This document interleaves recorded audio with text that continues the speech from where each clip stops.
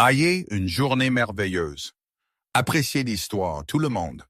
Le matin de juin s'est installé lourd sur la ferme Maple Grove, comme si même l'air savait que quelque chose n'allait pas. Eliza Harper se tenait à la fenêtre de la pièce qui avait été la sienne toute sa vie, regardant les préparatifs finaux pour un mariage qu'elle n'avait pas choisi. Des chaises blanches étaient arrangées en rose parfait dans le jardin de devant, décorées de nœuds de soie qui coûtaient plus que sa famille ne pouvait se permettre de dépenser. Mais cela n'importait plus ce qu'ils avaient ou n'avaient pas. Eliza, tu as besoin de te préparer. La voix de Béatrice, sa belle-mère, coupa à travers le silence comme une lame. La robe est sur le lit et l'artiste maquilleur sera ici dans 1 heure. Eliza ne s'est pas retournée.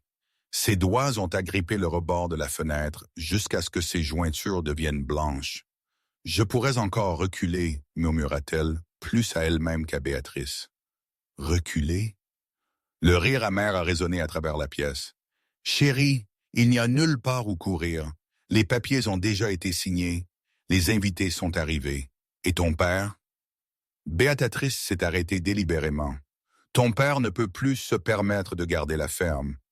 Tu sais cela. » Eliza s'est finalement retournée et ses yeux verts ont rencontré le visage dur de la femme qui avait épousé son père quand elle n'était qu'une enfant. Béatrice n'avait jamais prétendu l'aimer. Mais aujourd'hui, elle n'essayait même pas de cacher la satisfaction dans ses yeux sombres. « Pourquoi lui ?» demanda Eliza, sa voix sortant plus fragile qu'elle n'aurait voulu. « Pourquoi Victor Langley? » Parce que la famille Longle a de vieux liens avec nous. Parce qu'ils ont l'argent dont nous avons besoin. Et parce que Béatrice s'est approchée, ajustant une mèche des cheveux bruns d'Eliza avec une fausse tendresse. Tu n'as pas le choix. Le son des pneus sur la route de gravier a annoncé l'arrivée des premiers invités. Eliza a senti son estomac se retourner quand elle a reconnu la voiture noire. Trop élégante pour ces parties rurales de Géorgie. Victor Langley était arrivé. Elle ne l'avait vu que 2 fois auparavant. La première fois quand leurs parents se sont rencontrés pour discuter de l'arrangement il y a 3 mois, il s'était assis en silence dans le salon, ses yeux bleu glace l'examinant comme si elle était une propriété à évaluer. La deuxième fois a été à la signature des papiers préliminaires, quand il n'a pas prononcé plus de 10 mots pendant toute la réunion. « Il est beau, admets-le, » dit Béatrice, regardant par la fenêtre alors que Victor sortait de la voiture. Beaucoup de femmes tueraient pour être à ta place. Eliza a regardé l'homme qui serait son mari dans quelques heures marcher vers la maison. Il était grand.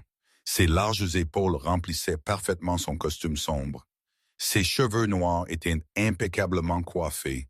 Et même de loin, elle pouvait voir la posture rigide de quelqu'un habitué à contrôler tout autour de lui. Beau peut-être, mais il y avait quelque chose chez Victor Langley qui lui a fait glacer le sang. « La beauté ne paie pas les factures, » murmura Eliza. « Non, mais son argent le fait. » Béatrice s'est dirigée vers la porte. « Mette la robe. Dans 1 heure, tu seras Madame Langley. » De nouveau seule. Eliza s'est permis un moment de faiblesse. Ses jambes ont tremblé et elle s'est assise sur le bord du lit où elle avait dormi pendant 23 ans. La robe de mariée gisait à côté d'elle, simple soie blanche, élégante mais sans éclat, comme si même les vêtements savaient qu'il n'y avait pas d'amour ce jour-là. Elle a pensé à sa mère, Sophia, qui était morte quand Eliza n'avait que 12 ans. Sophia Harper avait été une femme de rêve, une pianiste qui avait abandonné une carrière prometteuse pour vivre à la campagne, élever une famille et jouer seulement pour les murs de la ferme Maple Grove. Dans ces derniers jours délirantes de fièvre, Sophia avait murmuré des noms qu'Eliza ne reconnaissait pas, parlé de secrets et de choses qu'une fille de 12 ans ne pouvait pas comprendre. « Que ferais-tu, maman ?» demanda-t-elle doucement à la pièce vide. Le son de pas lourds sur les escaliers l'a ramené à la réalité. C'était son père, Samuel Harper, montant lentement, comme si chaque pas portait le poids de tous ses mauvais choix. Eliza, il a frappé doucement à la porte.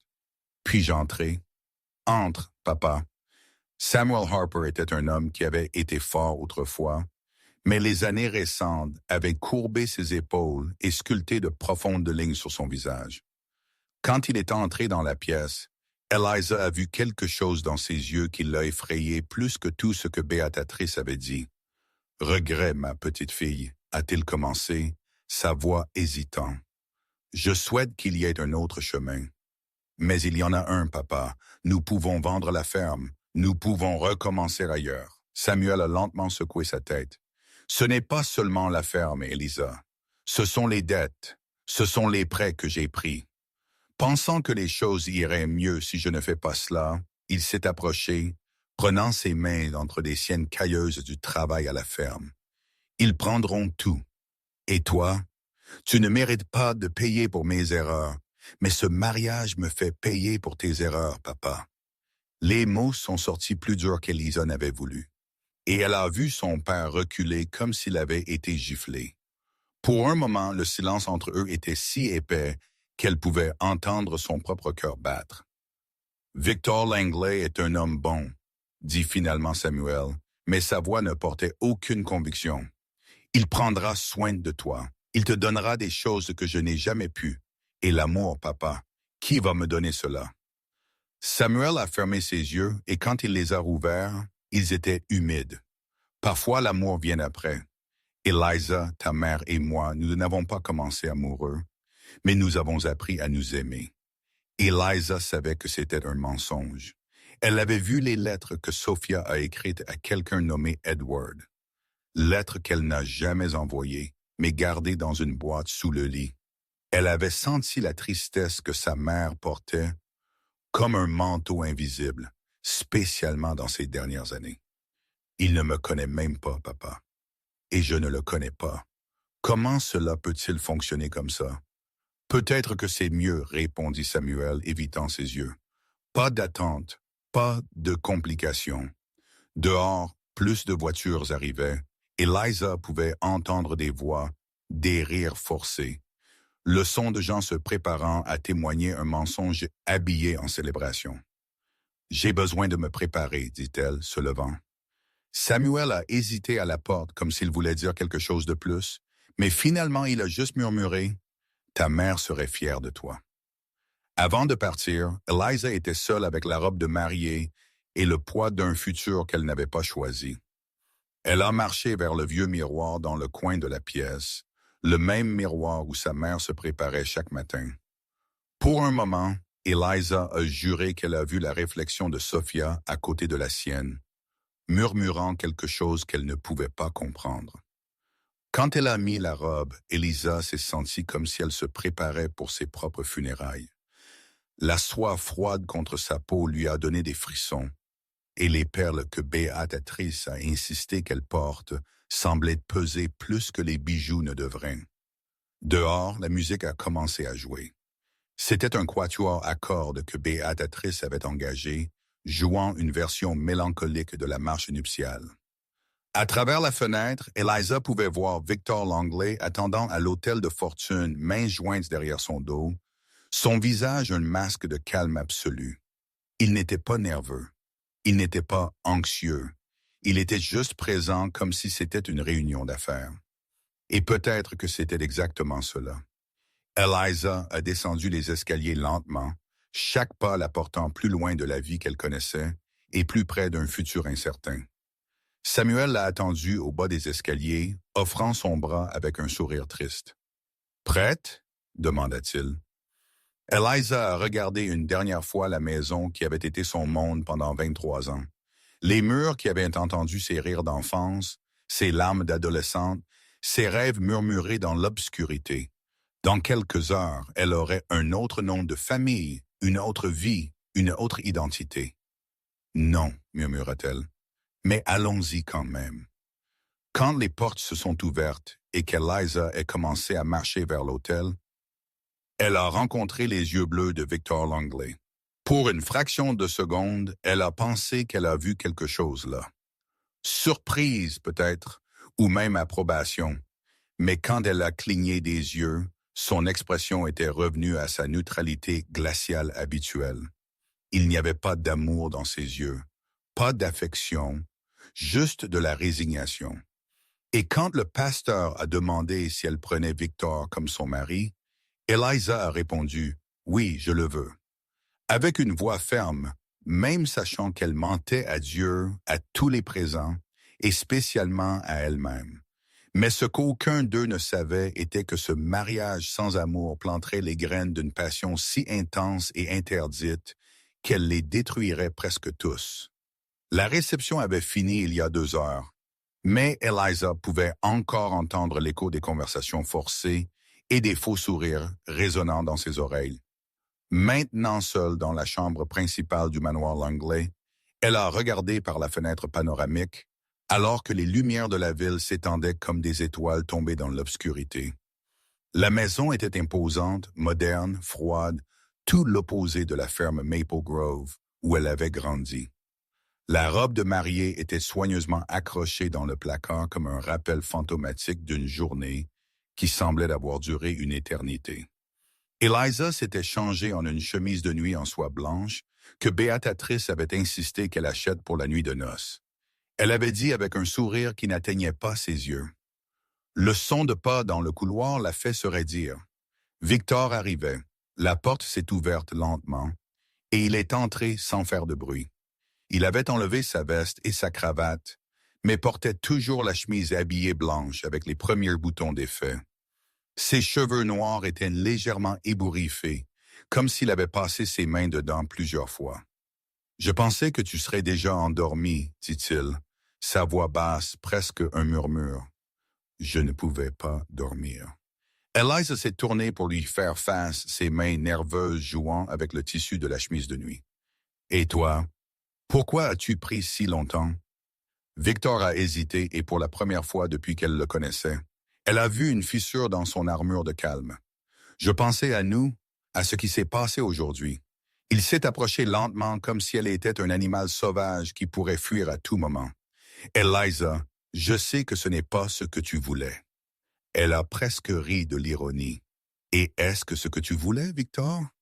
Il s'est arrêté à quelques pieds d'elle, ses yeux bleus étudiant son visage dans la lumière tamisée de la pièce. Je ne sais plus ce que je veux, a-t-il admis, et l'honnêteté brute dans sa voix l'a surprise. Le silence entre eux s'est étiré, lourd de tension et d'attente inexprimée. Eliza pouvait sentir son cœur battre si fort qu'elle était sûre qu'il pouvait l'entendre. « As-tu peur de moi? » demanda Victor, faisant un autre pas vers elle. « Devrais-je l'être? » « Non. » La réponse est venue rapide, ferme. « Jamais. » Il était assez proche maintenant pour qu'elle sente la chaleur irradiante de son corps. L'odeur subtile de son eau de cologne mêlée à quelque chose qui était purement masculin. Eliza a levé ses yeux pour rencontrer les siens, et ce qu'elle a vu là l'a fait frissonner. Ce n'était pas la froideur habituelle, mais quelque chose de plus profond, plus dangereux. « Liza », il a murmuré son nom comme si c'était une prière. « Oui, puis-je te toucher? » La question l'a prise au dépourvu. Elle s'était attendue à ce qu'il prenne simplement ce qu'il considérait sien par droit marital. Mais il était là, demandant permission, comme si elle était quelque chose de précieux et fragile. Elle a hoché la tête, incapable de trouver des mots. Sa main s'est levée lentement, les doigts touchant sa joue avec une douceur qui contrastait brutalement avec la dureté qu'elle avait vue en lui pendant la journée. Le toucher était chaud et Eliza a instinctivement fermé ses yeux. S'appuyant dans le contact, « Tu es belle », dit-il, et il y avait quelque chose de surprise dans sa voix, comme s'il découvrait cela pour la première fois. Victor, son pouce a tracé la ligne de sa mâchoire, descendant son cou. « Ne parle pas. Pas maintenant. » Eliza a ouvert ses yeux et a trouvé les siens fixés sur les siens.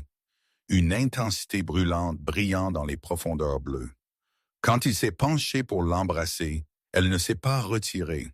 Le baiser a commencé hésitant, presque expérimental, comme s'ils testaient tous deux des eaux inconnues. Mais quand Eliza a répondu, passant ses doigts dans ses cheveux, quelque chose a changé. Le baiser s'est approfondi, est devenu plus urgent, plus nécessaire. Les mains de Victor ont descendu ses bras, ont souligné sa taille, l'attirer plus près jusqu'à ce qu'il n'y ait plus d'espace entre eux. Eliza pouvait sentir son cœur battre contre sa poitrine, aussi vite que le sien. Eliza, il a murmuré contre ses lèvres, et il y avait un désespoir dans sa voix qu'elle n'avait pas attendu. Qu'est-ce que c'est? Il s'est retiré légèrement, étudiant son visage. As-tu été avec quelqu'un avant? La question l'a fait rougir violemment. Elle a baissé ses yeux, soudainement, consciente de son inexpérience, de combien elle devait être évidente. Non, murmura-t-elle. L'admission a semblé affecter Victor d'une manière qu'elle ne pouvait pas déchiffrer. Il a fermé ses yeux pour un moment, comme s'il menait une bataille interne. Victor, cela importe-t-il? Cela importe parce que je ne veux pas te blesser. Il a ouvert ses yeux et elle a vu quelque chose qu'elle ne s'était pas attendue à trouver là. Tendresse, parce que tu mérites que cela soit spécial. Et cela sera-t-il spécial? Un sourire triste a touché ses lèvres. Je ne sais pas si je peux promettre cela, mais je peux promettre que je serai prudent. Quand il l'a embrassée de nouveau, ce fut avec une douceur qui l'a complètement désarmée. Ses mains ont exploré avec révérence comme si elle était quelque chose de sacré, et pour quelques moments précieux, Eliza a réussi à oublier que ce mariage avait été un arrangement, a réussi à prétendre qu'il y avait de l'amour dans ses caresses. Il l'a guidée vers le lit avec une patience qu'elle n'avait pas attendue, murmurant des mots doux qui ont fait battre son cœur. Quand ses mains ont trouvé les liens de sa chemise de nuit, elle a tremblé. « Êtes-vous sûr? » demanda-t-il, même avec ses yeux sombres de désir. « Non, a-t-elle répondu honnêtement, mais fais-le quand même. » Ce qui a suivi était un mélange confus de plaisir et de malaise, de moments de connexion authentique entrecoupés de la réalité brutale qu'ils étaient deux étrangers, essayant de créer une intimité là où il n'y en avait pas. Victor était prudent, plus doux qu'elle ne l'avait imaginé qu'il serait. Mais même ainsi, quand elle a murmuré « non », dans un moment de douleur inattendue, il a hésité pendant seulement une seconde avant de continuer. « C'est bon », a-t-il murmuré contre son cou. Les mots plus pour lui-même que pour elle. « Ça va être bon ». Mais Eliza n'était pas sûre si c'était vrai. Après, ils ont reposé côte à côte dans l'obscurité, la sueur refroidissant sur leur peau, le silence pesant entre eux comme une troisième présence dans la pièce. Eliza était tournée sur son côté, prétendant dormir, mais chaque fibre de son être était douloureusement consciente de l'homme à côté d'elle. Victor était éveillé aussi. Elle pouvait le dire par la tension dans son corps, par sa respiration irrégulière. À un moment, elle a senti ses doigts toucher légèrement ses cheveux, un geste si tendre qu'il l'a presque fait pleurer. « Eliza » murmura-t-il, si bas qu'elle n'a presque pas entendu. Elle s'est tournée pour lui faire face. Et dans la faible lumière venant par la fenêtre, elle a vu quelque chose sur son visage qui lui a donné de l'espoir pour la première fois ce jour-là. Vulnérabilité. Je ne sais pas comment faire cela, a-t-il admis, sa voix portant une confession qui semblait arrachée de ses profondeurs. Je ne sais pas comment être un mari, comment être intime avec quelqu'un, et je ne sais pas comment être une femme, a-t-elle répondu doucement. Il s'est tourné complètement vers elle, tendant la main pour toucher son visage. Peut-être que nous pouvons apprendre ensemble. Pour un moment, Eliza a cru que cela pourrait être possible. Peut-être que cette tendresse inattendue, cette vulnérabilité qu'il avait montrée, était le début de quelque chose de réel. Victor a-t-elle commencé, voulant dire quelque chose de significatif, quelque chose qui pourrait construire un pont entre eux. Mais il se retirait déjà, se levant du lit. « Tu devrais dormir, dit-il, sa voix revenant au ton neutre. Elle savait que demain sera une longue journée. Eliza s'est assise dans le lit, tirant le drap pour couvrir son corps. « Restes-tu? » Victor s'est arrêté au milieu de la pièce, son dos vers elle. Pour un long moment, elle a pensé qu'il dirait oui, qu'il reviendrait au lit et il tiendrait sa main jusqu'à ce qu'elle s'endorme. « J'ai du travail à finir, dit-il finalement, se dirigeant déjà vers la salle de bain. « Bonne nuit, Eliza. »« Bonne nuit, murmura-t-elle à la porte qui se fermait. Eliza a été laissée seule dans le lit qui portait encore la chaleur d'eux deux, son parfum incrusté dans les draps. Elle a touché ses lèvres encore tendres de ses baisers et a essayé de comprendre ce qui s'était passé. Pour quelques moments, elle avait vu l'homme derrière le masque froid. Elle avait senti une connexion authentique, une possibilité d'un futur. Mais maintenant, entendant le son de la douche dans la salle de bain, elle a réalisé que peut-être ces moments de tendresse avaient été juste une illusion. Peut-être que Victor Langley était exactement ce qu'elle pensait qu'il était. Un homme qui voyait le mariage comme un contrat et elle comme une obligation à remplir. Quand elle s'est finalement endormie des heures plus tard, ce fut avec le sentiment que quelque chose avait commencé et fini cette même nuit. Et quand elle s'est réveillée le lendemain matin, le lit était vide à côté d'elle, comme si Victor n'avait jamais été là. Sur la table de nuit, il y avait seulement une note. Voyage d'affaires. De retour la semaine prochaine, Eliza a tenu le papier avec des mains tremblantes, sentant quelque chose se briser à l'intérieur de sa poitrine. Il était parti sans dire au revoir, la laissant seule dans une maison qui n'était pas la sienne, avec des souvenirs d'une nuit qu'elle ne savait pas si elle avait été réelle ou juste un rêve cruel. Elle ne savait pas encore que cette nuit avait planté plus que des doutes et des déceptions dans son cœur. 3 semaines s'étaient passées depuis que Victor était parti, et Eliza se sentait comme si elle vivait dans une maison fantôme. Le manoir Langley était un labyrinthe de couloirs vides et de pièces silencieuses, où ses pas résonnaient comme des rappels constants de sa solitude. Elle avait essayé d'établir une routine, des promenades dans le jardin élaborément entretenu, lisant dans la luxueuse bibliothèque, des tentatives de parler avec la gouvernante. Madame Grayson qui répondait toujours avec une politesse glaciale. Ce matin de juillet, Eliza s'est réveillée avec une étrange sensation dans son estomac. Ce n'était pas la faim. C'était quelque chose de différent, un malaise qui semblait venir de l'intérieur. Quand elle a essayé de manger le petit déjeuner que Madame Grayson avait préparé, l'odeur des œufs brouillés l'a fait courir à la salle de bain. Madame Langley, la voix inquiète de la gouvernante, est venue de l'autre côté de la porte. « Allez-vous bien? » Eliza s'est appuyée contre le lavabo, son visage pâle reflété dans le miroir doré. « Je vais bien, Madame Grayson. Cela a dû être quelque chose que j'ai mangé hier. » Mais même alors qu'elle le disait, une terrible suspicion a commencé à se former dans son esprit. Elle a compté les jours depuis la nuit de noces, depuis que Victor l'avait touchée, avec cette tendresse confuse qui maintenant semblait s'être passée dans une autre vie. 2 semaines plus tard, la suspicion est devenue certitude. Eliza était assise dans le bureau du Dr. Thompson, ses mains tremblant alors qu'il confirmait ce qu'elle savait déjà au fond de son cœur. « Félicitations, Madame Langley. Vous êtes enceinte. » Environ 6 semaines, les mots semblaient résonner dans le bureau comme un son distinct. Eliza a fixé son regard sur ses mains, pliées sur ses genoux, essayant de traiter l'information. « Êtes-vous sûr? » demanda-t-elle, sa voix sortant plus faible qu'elle n'avait voulu. « Absolument. Le test sanguin l'a confirmé. » Le docteur Thompson s'est penché en avant, son visage aimable montrant de l'inquiétude. « Vous ne semblez pas heureuse de la nouvelle. » Eliza a forcé un sourire. « C'est beaucoup à traiter. Mon mari est en voyage. »« Ah oui.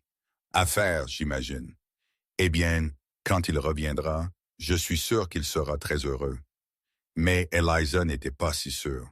Victor était parti sans un mot, ne laissant que cette note froide. Comment réagirait-il à la nouvelle que la femme qu'il connaissait à peine attendait un enfant? Pendant le trajet de retour à la maison, Eliza a essayé d'imaginer comment elle partagerait la nouvelle. Peut-être que quand Victor reviendrait, elle préparerait un dîner spécial, trouverait une manière romantique de partager la nouvelle. Peut-être qu'un bébé pourrait être le pont dont ils avaient besoin pour construire quelque chose de réel entre eux. Mais quand elle est arrivée à la maison, elle a trouvé Madame Grayson à la porte d'entrée. Son visage normalement impassible montrant quelque chose qu'Eliza n'avait jamais vu auparavant. Panique. « Qu'est-il arrivé? » demanda Eliza, son cœur battant la chamade. « Il y a des reporters à la porte, madame. » Beaucoup de reporters. Eliza a regardé au-delà de la gouvernante et a vu ce qu'elle voulait dire. Une foule de gens avec des caméras et des microphones rassemblés devant les portes de la propriété comme des vautours attendant la charogne. Reporters, pourquoi Mme Grayson lui a tendu un journal, son visage grave. Vous feriez mieux de voir par vous-même. Eliza a pris le journal avec des mains tremblantes. Le titre principal l'a frappé comme un coup de poing à l'estomac. Scandal Langley. Nouvelle femme tombe enceinte stratégiquement pour sécuriser fortune. En dessous, une photo d'elle quittant le bureau du Dr. Thompson, apparemment prise de loin avec une lentille puissante. L'article était une spéculation cruelle et détaillée sur comment Eliza Harper avait séduit Victor Langley dans un mariage rapide et utilisait maintenant une grossesse pour sécuriser l'accès à la fortune familiale. Une source proche de la famille Les Langley confirme que la jeune femme d'une famille rurale en faillite ait soigneusement planifié la grossesse pour sécuriser sa position financière. Un des paragraphes lisait « Les timings opportuns de la grossesse, juste 6 semaines après le mariage, soulèvent des questions sur les vraies intentions de la nouvelle Madame Langley. » Eliza a senti ses jambes faiblir. Comment ont-ils découvert? Comment savent-ils pour la grossesse? Je ne sais pas, madame. Mais ils sont là depuis tôt le matin posant des questions. Les mains d'Eliza ont tremblé tellement qu'elle pouvait à peine tenir le journal. Quelqu'un avait divulgué des informations médicales confidentielles. Quelqu'un avait transformé ce qui aurait dû être un moment intime et privé en un spectacle public humiliant. Le téléphone a sonné aigu dans le silence de la maison. Madame Grayson a répondu, Manoir Langley, non, elle n'a pas de commentaire. Non, Monsieur Langley n'est pas disponible. La gouvernante a raccroché et s'est tournée vers Eliza. Ils veulent une déclaration. Et que devrais-je dire? Demanda Eliza, sa voix sortant amère. Que je n'ai pas planifié cela. Que je connais à peine mon propre mari. Le son des pneus sur la route l'a interrompu. Eliza a couru à la fenêtre et a vu la voiture noire familière de Victor passant par les portes, passant devant les reporters qui criaient des questions et prenaient des photos. Il était de retour. Eliza a descendu les escaliers en courant, son cœur battant de manière erratique. Peut-être qu'il la croirait. Peut-être que quand elle expliquerait qu'elle n'avait rien planifié, que la grossesse avait été autant une surprise pour elle qu'elle le serait pour lui, la porte d'entrée a éclaté et Victor est entré comme un ouragan. Ses yeux bleus étaient glacials, plus froids qu'Eliza ne les avait jamais vus. Il tenait une copie du même journal qu'elle avait dans ses mains. « Victor, je peux expliquer. »« Expliquer ?» Il a ri, un son sans humour. « Qu'est-ce que tu vas exactement expliquer, Eliza? Comment tu as planifié cela depuis le début? »« Je n'ai rien planifié. Tu dois me croire. »« Te croire? » Victor s'est approché et Eliza a instinctivement reculé. « Tu veux que je croie que c'est une coïncidence que tu sois tombée enceinte par chance juste la première nuit? » C'était la première nuit. C'était la seule nuit que tu sais cela. Est-ce que je vraiment? Ses yeux l'ont percé comme de la glace. Tu semblais très expérimenté pour quelqu'un qui prétendait être vierge. L'accusation l'a frappé comme une gifle.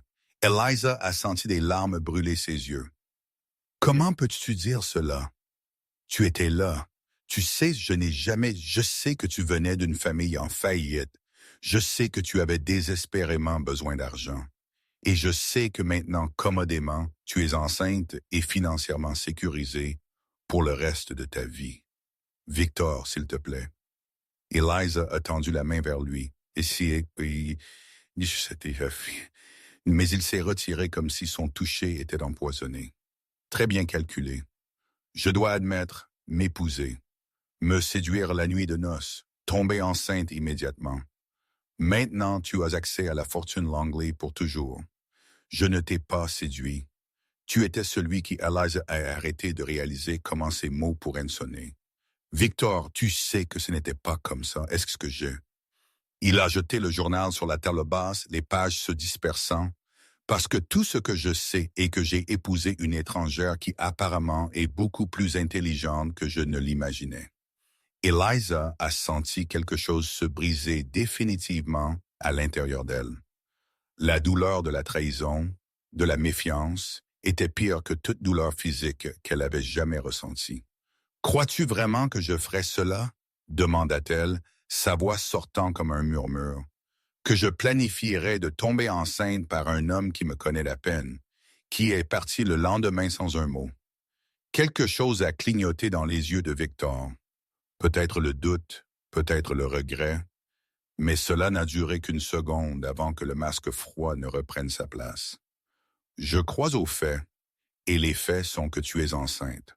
Tu as besoin d'argent, et maintenant tu as accès aux deux. » Eliza s'est redressée, essuyant les larmes de son visage avec le dos de sa main.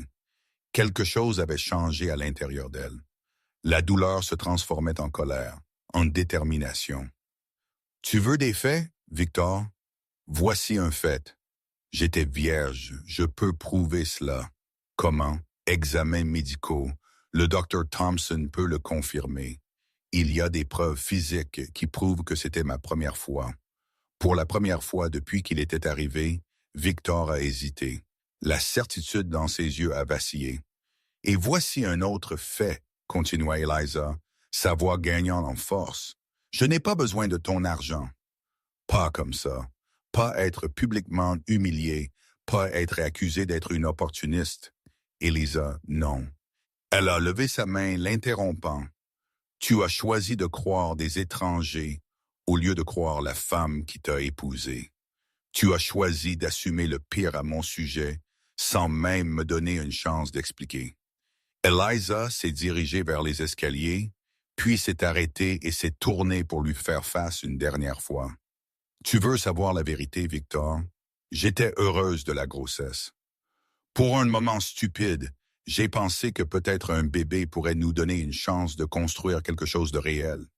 J'ai pensé que peut-être tu serais heureux aussi. » Elle a vu quelque chose se briser sur son visage, une fissure dans l'armure froide. « Mais j'avais tort. Tu n'as jamais voulu une femme ou une famille. Tu voulais un contrat. Eh bien, considère le contrat rompu. » Eliza est montée les escaliers sans regarder en arrière. Chaque pas, une déclaration de guerre contre l'homme qui avait brisé son cœur en morceaux. Elle ne savait pas encore que quelqu'un avait soigneusement orchestré cette destruction, que des yeux envieux avaient observé chaque mouvement, attendant le moment parfait pour planter les graines de la méfiance. Mais une chose qu'elle savait pour sûr, elle ne resterait pas dans une maison où elle était vue comme une opportuniste, où son enfant serait considéré comme une erreur stratégique. Il était temps de partir, et cette fois, elle ne regarderait pas en arrière. Le monastère de Sainte-Marie s'est élevé contre le ciel gris de Virginie, comme un phare de pierre ancienne, ses tours gothiques perçant les nuages bas qui promettaient la pluie. Eliza a agrippé fermement la poignée de la seule valise qu'elle avait apportée, ses doigts blancs de serrer le cuir usé si fort. Le vent froid d'octobre portait l'odeur de feuilles sèches et de quelque chose d'autre. Encens peut-être, ou juste la fragrance indéfinissable de siècles de prière. « Êtes-vous sûr que vous voulez rester ici ?» demanda le chauffeur de taxi, regardant les hauts murs du monastère à travers le pare-brise embué. « C'est assez isolé. »« C'est exactement ce dont j'ai besoin, » répondit Eliza, lui tendant l'argent juste. Sa voix était rauque de pleurer tellement pendant les 2 dernières semaines depuis qu'elle avait quitté le manoir Langley. La lourde porte en bois s'est ouverte avant même qu'elle puisse frapper. Une femme d'âge moyen, portant un simple habit brun, lui a souri avec des yeux aimables qui semblaient ne voir juste à travers ses défenses. « Eliza Harper, » dit la nonne, et il y avait une chaleur authentique dans sa voix. « Je suis Sœur Margaret. Nous vous attendions, Langley. » Eliza a corrigé automatiquement, puis a hésité. « En fait, je ne sais plus quel est mon nom. » Sœur Margaret a tendu la main pour prendre sa valise. « Ici, vous pouvez simplement être Eliza. Les noms portent du poids, et parfois nous avons besoin de lâcher le poids pour trouver qui nous sommes vraiment. » L'intérieur du monastère était une contradiction de simplicité et de grandeur. Les couloirs de pierre ont résonné de leurs pas comme des murmures de générations passées. Mais il y avait une paix palpable dans l'air qu'Elisa n'avait pas sentie depuis des mois. Des vitraux ont jeté de doux arcs-en-ciel sur les murs, et le son distant de voix féminines chantant a créé une symphonie éthérée. Vous pouvez rester aussi longtemps que vous en avez besoin, dit Margaret alors qu'elle marchait. Nous ne posons pas de questions ici. Nous offrons juste le silence quand il est nécessaire et la conversation quand elle est désirée. Et si je ne sais pas de laquelle j'ai besoin, alors vous resterez jusqu'à ce que vous le découvriez. La pièce qui lui était assignée était spartiate mais confortable, un lit simple, une table en bois sombre, une chaise et une fenêtre qui donnait sur un jardin intérieur où d'autres femmes marchaient en silence contemplatif. Eliza a placé sa valise sur le lit et s'est assise à côté, permettant finalement à l'épuisement de prendre le dessus. Pour la première fois en semaine, elle a placé sa main sur son ventre encore plat où son enfant grandissait. « Nous sommes en sécurité maintenant », a-t-elle murmuré au bébé, qui ne pouvait pas l'entendre encore. Au moins pour l'instant, les premiers jours au monastère se sont passés dans un brouillard réconfortant de routine. Eliza a participé aux prières du matin, même si elle n'était pas particulièrement religieuse, parce qu'il y avait quelque chose d'hypnotique dans les voix unies en chant qui calmait la tempête dans son esprit. Elle a travaillé dans le jardin les matins, ses mains dans la terre humide la connectant avec quelque chose de primitif et guérisseur. Mais ce furent les après-midi qui l'ont transformée. « Jouez-vous du piano ?» demanda Sir Margaret à la fin de sa première semaine, trouvant Elisa debout à la porte de la chapelle, regardant le grand piano qui occupait un coin près de l'autel. « Ma mère m'a appris, » répondit Elisa, ses doigts picotant de mémoire. « Mais cela fait des années que je n'ai pas joué. Les mains n'oublient jamais ce que le cœur a appris. »« Allez-y !» Eliza s'est approchée de l'instrument comme si c'était un animal sauvage qui pourrait fuir. Le banc était à la hauteur parfaite, et quand elle a soulevé le couvercle qui protégeait les touches, un arôme familier l'a frappé. Bois poli et l'odeur presque imperceptible de centaines de mains qui avaient touché ces mêmes touches. Ses doigts ont trouvé les touches, appuyant hésitamment quelques notes au hasard. Le son a résonné à travers la chapelle, pur et cristallin. « Ma mère avait l'habitude de dire que le piano était une confession, » murmura Elisa, commençant à jouer une mélodie simple que sa mère lui avait apprise enfant, qu'il révélait des vérités que les mots ne pouvaient pas exprimer. « Et que confesse ton piano maintenant ?» demanda Sir Margaret, s'asseyant sur un des bancs proches. Eliza a fermé ses yeux et a laissé ses doigts trouver leur propre musique, une mélodie mélancolique qui semblait venir de quelque part profond dans son âme. « Que je suis perdue, que j'ai peur, que je ne sais pas si je suis assez forte pour élever un enfant seul. Et pourtant vous êtes ici. Pourtant vous avez choisi de rester. » Je n'avais pas le choix. Nous avons toujours un choix, Eliza. La question est si nous avons le courage de faire les choix difficiles. Cette nuit-là, seule dans sa chambre, Eliza s'est retrouvée à penser à sa mère pour la première fois en années sans que cela soit accompagné de douleur. Sophia Harper avait été une femme de mystère, talentueuse, mélancolique, portant toujours des secrets qu'elle n'a jamais partagés. « Maman, » Eliza a murmuré à l'obscurité, « savais-tu que je finirais ici? Savais-tu que j'aurais besoin d'apprendre à être forte? » Ce fut dans la 2e semaine que la découverte est arrivée. Eliza organisait de vieilles partitions dans sa chapelle quand elle a trouvé un dossier oublié sous le piano. Les partitions étaient jaunies par le temps, et quand elle a ouvert la première page, son cœur s'est arrêté. Composition de Sophia Santos Harper était écrite en écriture élégante. Elle a reconnu immédiatement. Sir Margaret a appelé Eliza, sa voix résonnant à travers la chapelle. « Sir Margaret, venez ici. » La nonne est venue en courant, l'inquiétude écrite sur son visage. « Qu'est-il arrivé? Ces partitions, elles sont de ma mère. Comment sont-elles arrivées ici? » Sir Margaret s'est approchée, examinant les partitions attentivement. Sophia Harper, ce nom sonne familier.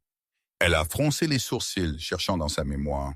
« Attendez ici. » Elle est revenue des minutes plus tard avec un vieux registre, les pages jaunies grinçant alors qu'elle les feuilletait. Ici, dit-elle, pointant une entrée d'il y a 25 ans. Sophia Santos Harper était ici pendant 3 mois en 1959. Elle était enceinte.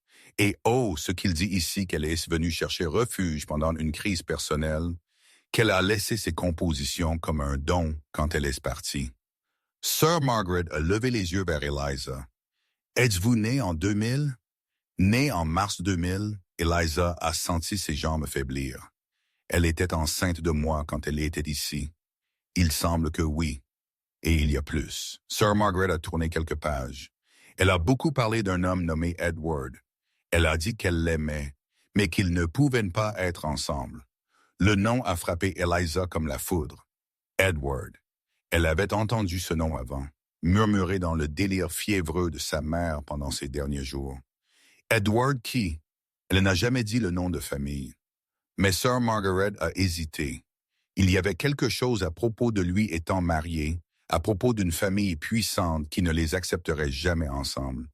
Eliza s'est assise lourdement sur le banc du piano, les partitions dispersées autour d'elle comme des morceaux d'un puzzle qu'elle commençait juste à assembler.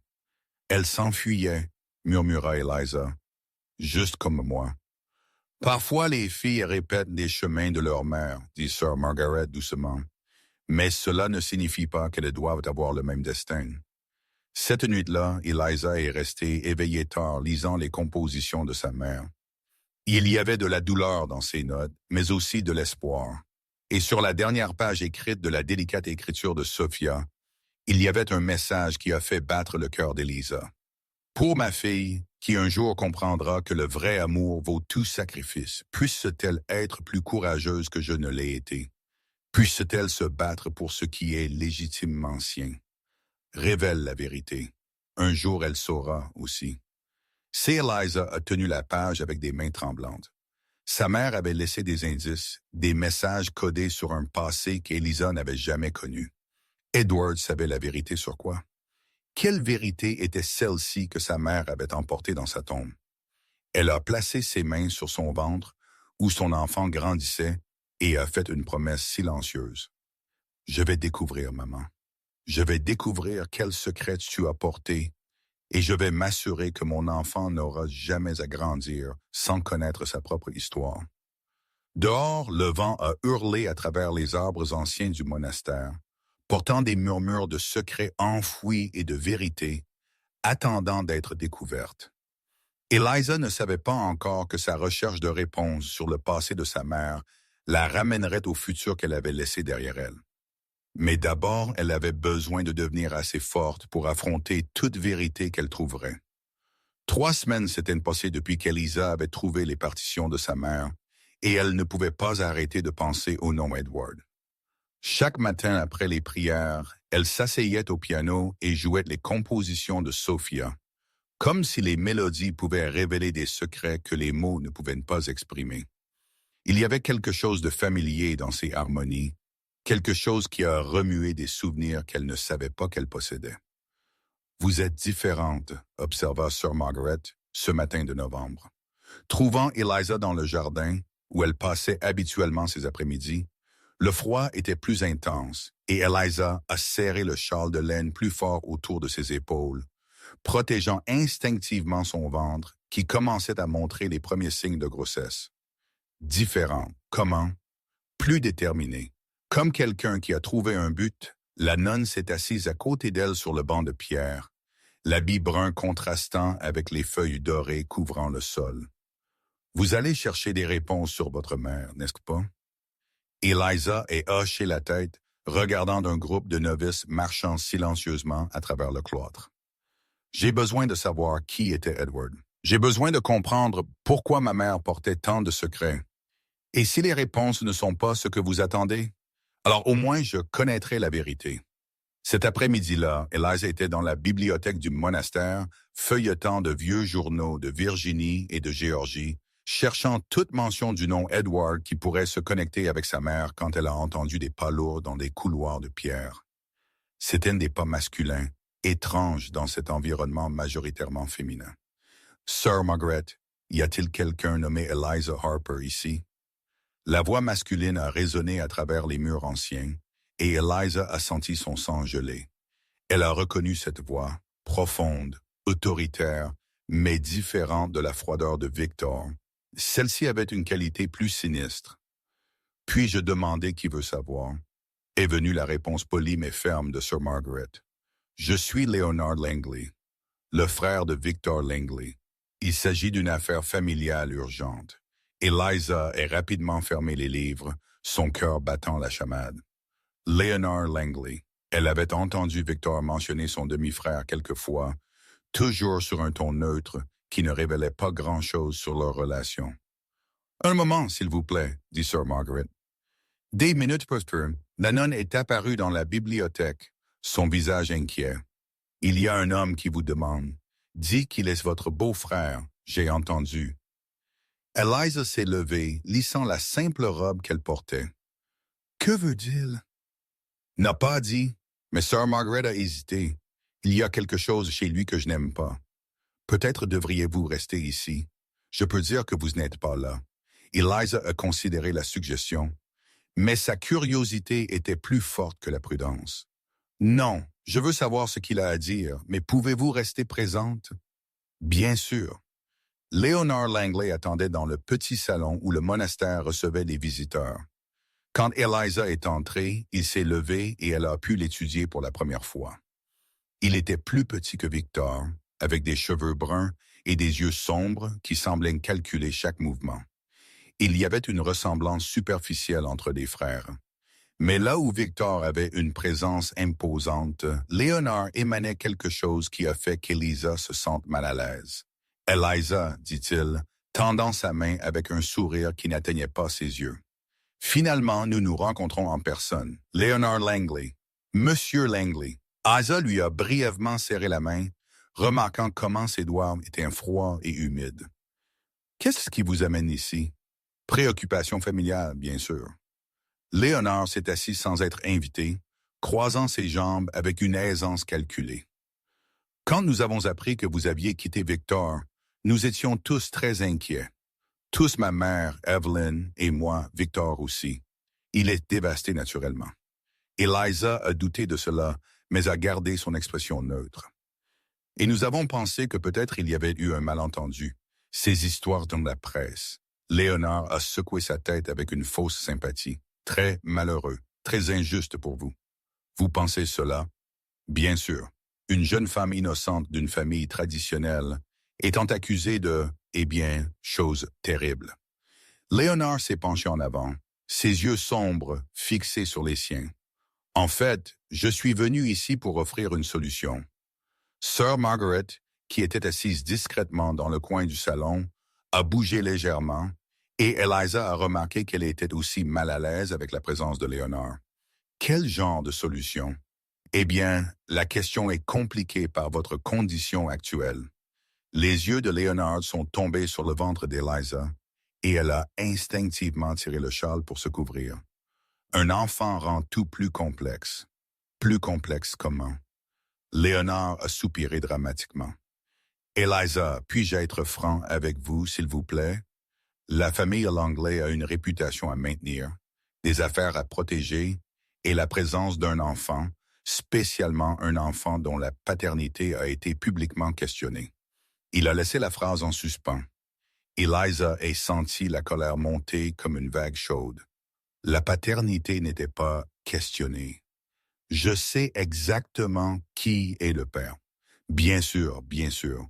Mais le public, le public a ses propres idées. Léonard s'est levé et a commencé à marcher autour du petit salon. C'est pourquoi je suis venu ici avec une proposition. J'écoute. Un accord financier assez généreux pour que vous et l'enfant viviez confortablement pour le reste de vos vies. En échange, vous signeriez des papiers renonçant à tout droit à l'héritage Langley. Le silence dans le salon était épais comme du brouillard. Eliza pouvait entendre le tic-tac d'une vieille horloge sur le mur et le son distant des prières du soir. Quel droit a-t-elle finalement demandé? Eh bien, techniquement, en tant que femme de Victor, Vous avez certains droits sur la propriété familiale. Et l'enfant Leonard a arrêté de marcher et l'a regardé directement. L'enfant serait considéré comme un héritier de la fortune Langley. Et vous voulez que je renonce à cela pour une juste compensation? Oui. Eliza s'est levée, marchant vers la fenêtre qui donnait sur le jardin du monastère. Dehors, des arbres ont balancé dans le vent froid, et elle pouvait voir d'autres femmes marchant à travers les couloirs extérieurs, leurs figures enveloppées dans des châles et la paix. Pourquoi êtes-vous vraiment ici, Léonard? J'ai dit non. Eliza s'est tournée pour lui faire face. Pourquoi vous? Pourquoi pas Victor? Pourquoi pas cette Evelyn que vous avez mentionnée? Quelque chose a changé sur le visage de Léonard. Un durcissement presque imperceptible. Victor est occupé par les affaires, et ma mère a pensé qu'il était mieux que je vienne. Ou peut-être, dit Eliza lentement, vous avez vos propres raisons de vouloir que je disparaisse. Je ne sais pas de quoi vous parlez, n'est-ce pas?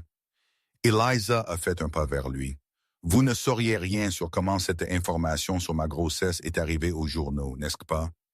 Léonard a ri, mais il y avait de la nervosité dans le rire. Eliza, vous êtes paranoïaque. Pourquoi ferais-je quelque chose comme ça? Parce que vous avez peur. Peur de quoi? Eliza opérait par instinct maintenant, suivant une intuition qui venait de quelque part profond. Peur que je découvre quelque chose. Quelque chose sur la famille Langley que vous préférez garder intérêt. Vous êtes délirante, suis-je? Eliza s'est rapprochée, regardant comment Leonard a reculé légèrement. Laissez-moi vous demander quelque chose, Leonard. Connaissiez-vous une femme nommée Sophia Harper ou Sophia Santos? La réaction a été instantanée et révélatrice.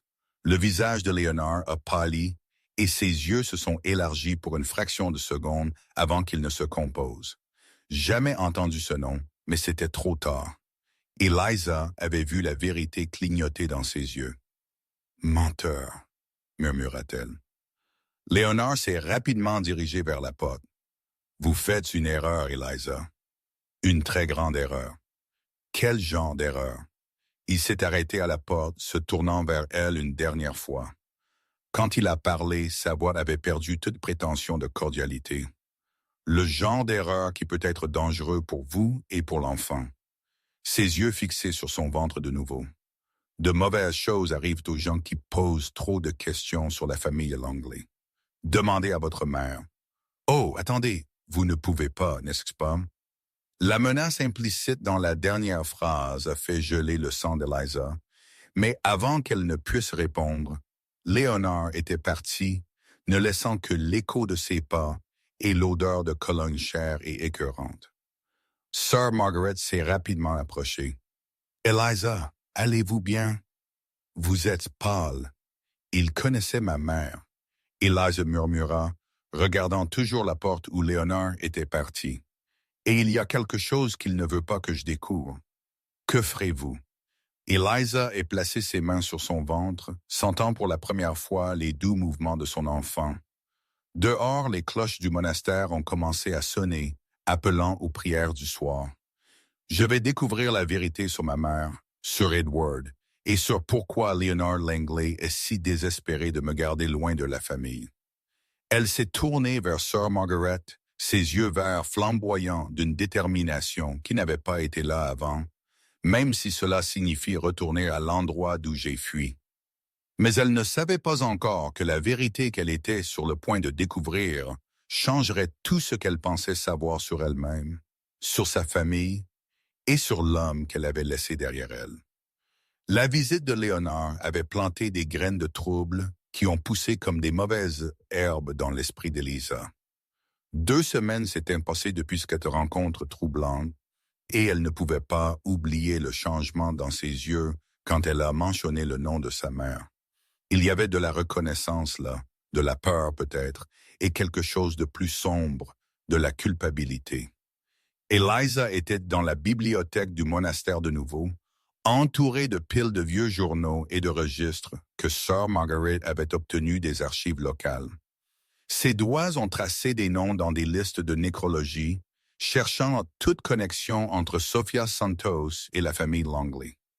L'odeur de vieux papier et d'encre fanée était devenue familière, presque réconfortante. Sophia Santos Harper, pianiste, est morte à 35 ans après d'une brève maladie.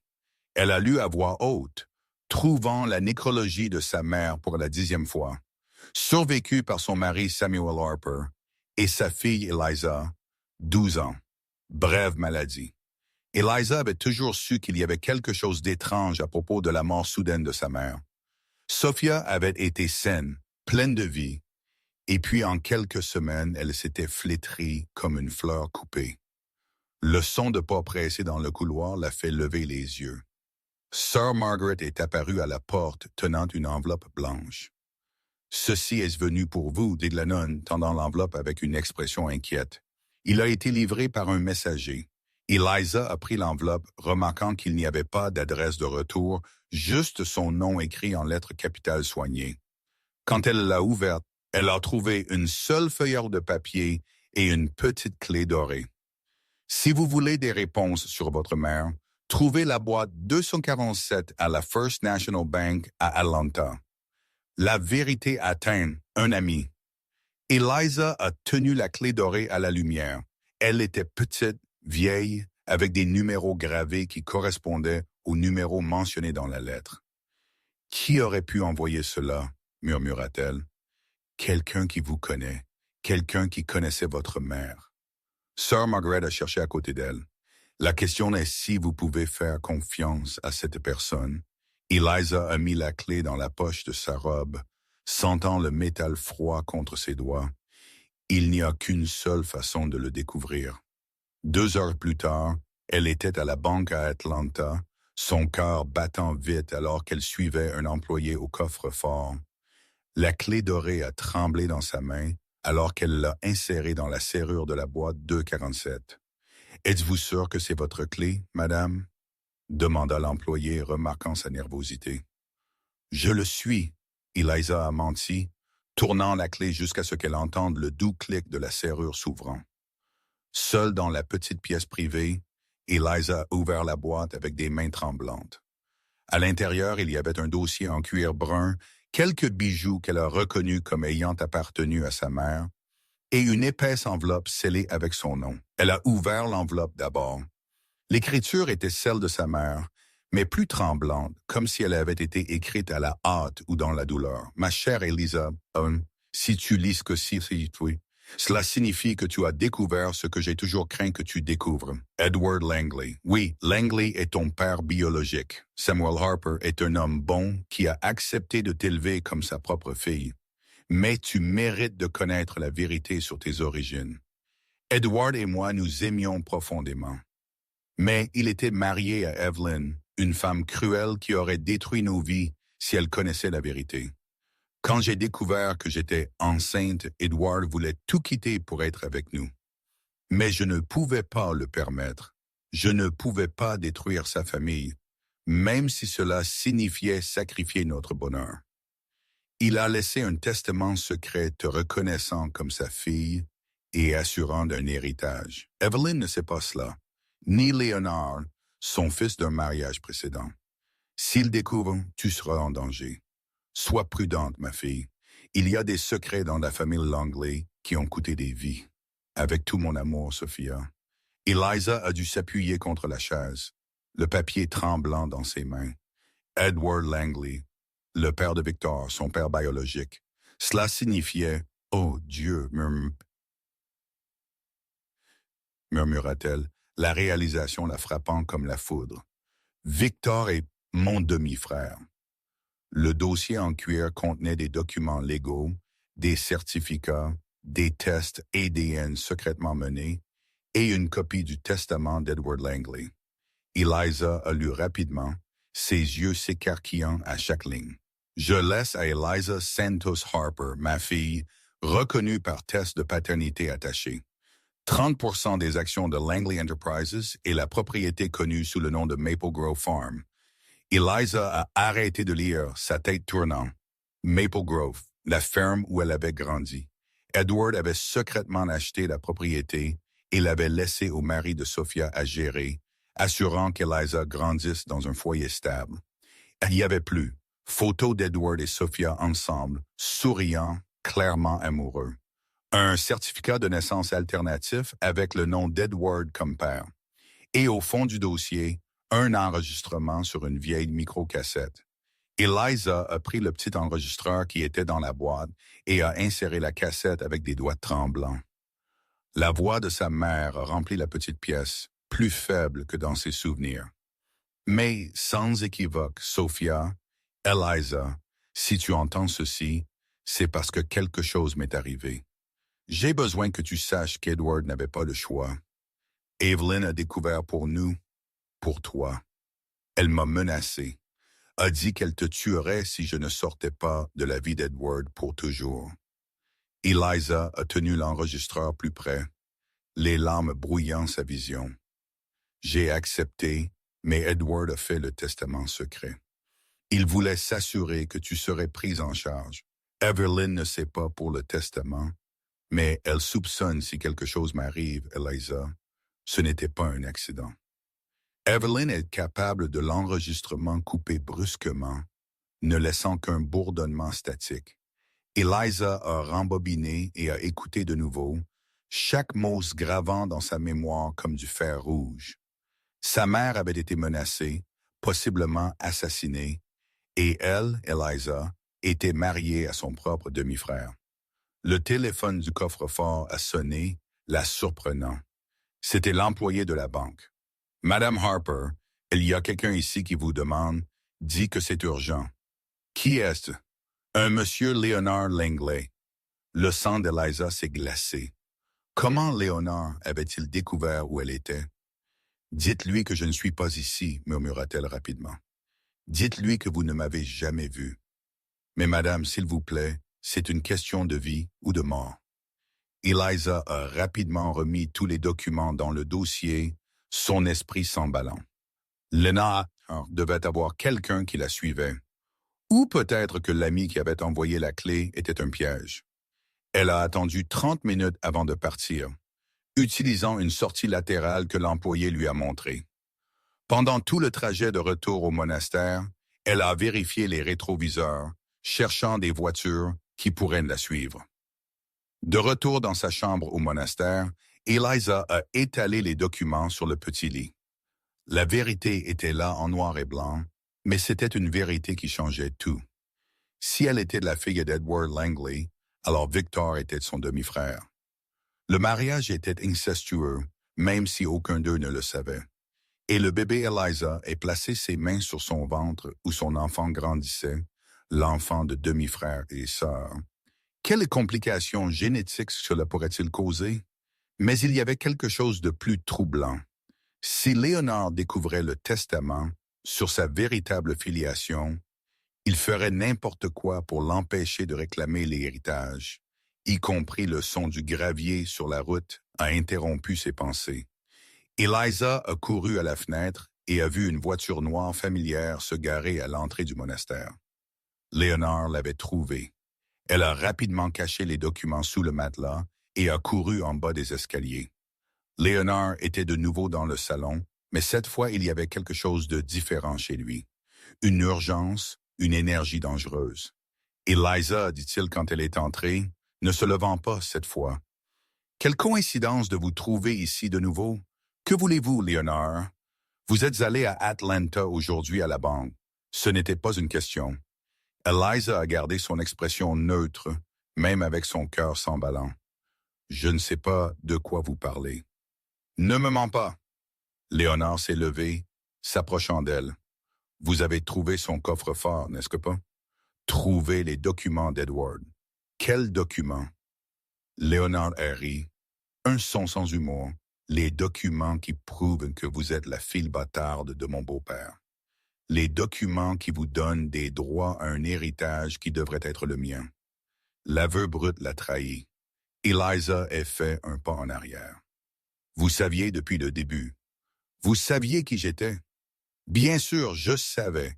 Pourquoi pensez-vous qu'il a été si facile de convaincre Victor de vous épouser? Pourquoi pensez-vous que l'arrangement entre les familles a été mis en place? Que voulez-vous dire? Léonard a souri Et il y avait quelque chose de prédateur dans cette expression. J'ai tout planifié, Eliza. Le mariage était mon idée. Vous marier à Victor garantirait que vous ne pourriez jamais réclamer l'héritage en tant que fille d'Edward. Après tout, les femmes de fils légitimes n'ont aucun droit à l'héritage de leur beau-père. Vous saviez que nous étions demi-frères et sœurs. J'espérais que vous ne le découvririez jamais. Et cela aurait marché si vous n'aviez pas été si curieuse. Léonard s'est rapproché, mais maintenant vous en savez trop, et c'est un problème. Eliza a cherché Sir Margaret du regard, mais le salon était vide, sauf eux deux. C'était vous, murmura-t-elle. Les pièces s'emboîtaient enfin. Vous avez divulgué l'information sur ma grossesse à la presse. Vous vouliez nous séparer. Très intelligent. Oui, c'était moi. J'avais besoin que vous soyez séparés avant que vous ne découvriez la vérité sur la relation. Le scandale public était parfait et ma mère. Elle a dit dans l'enregistrement qu'Evelyn l'avait menacée. Le sourire de Léonard est devenu plus large et infiniment plus cruel. Ah, vous avez trouvé l'enregistrement. Quel geste sentimental du vieil Edward. Léonard, est-ce vous qui avez tué ma mère? J'étais juste un garçon quand votre mère est morte, Eliza. Mais il a fait une pause, savourant le moment. Disons que j'ai beaucoup appris en regardant ma mère travailler.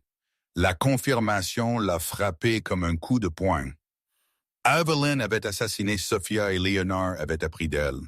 Que voulez-vous? Eliza a demandé, essayant de garder sa voix stable. Simple. Vous allez renoncer à tous les droits sur l'héritage Langley. Vous allez signer les papiers que j'ai apportés et vous allez disparaître.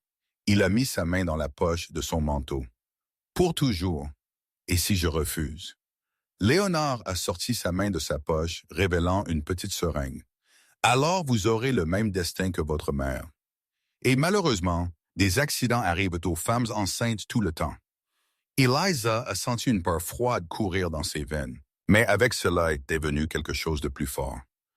Colère pour sa mère, pour elle-même, pour l'enfant innocent qu'elle portait. Vous ne vous en tirerez pas avec ça, dit-elle, se surprenant de la fermeté dans sa propre voix. Oh, mais je le ferai, tout comme ma mère s'en est tirée toutes ces années. Léonard a fait un autre pas vers elle, la seringue brillant dans la lumière tamisée du salon. Mais il avait fait une erreur. Il avait trop confessé, révélé trop de vérité, et Eliza avait enregistré tout sur le petit appareil qu'elle portait caché dans sa poche. Victor Langley était assis dans son bureau de Manhattan, sa 10e tasse de café du matin refroidissant sur le bureau, tandis qu'il fixait les papiers de divorce que Léonard lui avait laissés à signer. 3 mois s'étaient passés depuis qu'Eliza était partie, et chaque jour semblait plus long que le précédent. L'appartement était trop calme, le lit trop froid, et son propre reflet dans le miroir l'accusait chaque matin. Peut-être qu'elle avait vraiment tout planifié, murmura-t-il à lui-même. Mais les mots sonnaient creux, même à ses propres oreilles. Ces derniers jours, des fragments de souvenirs de la nuit de noces sont revenus le Hunter.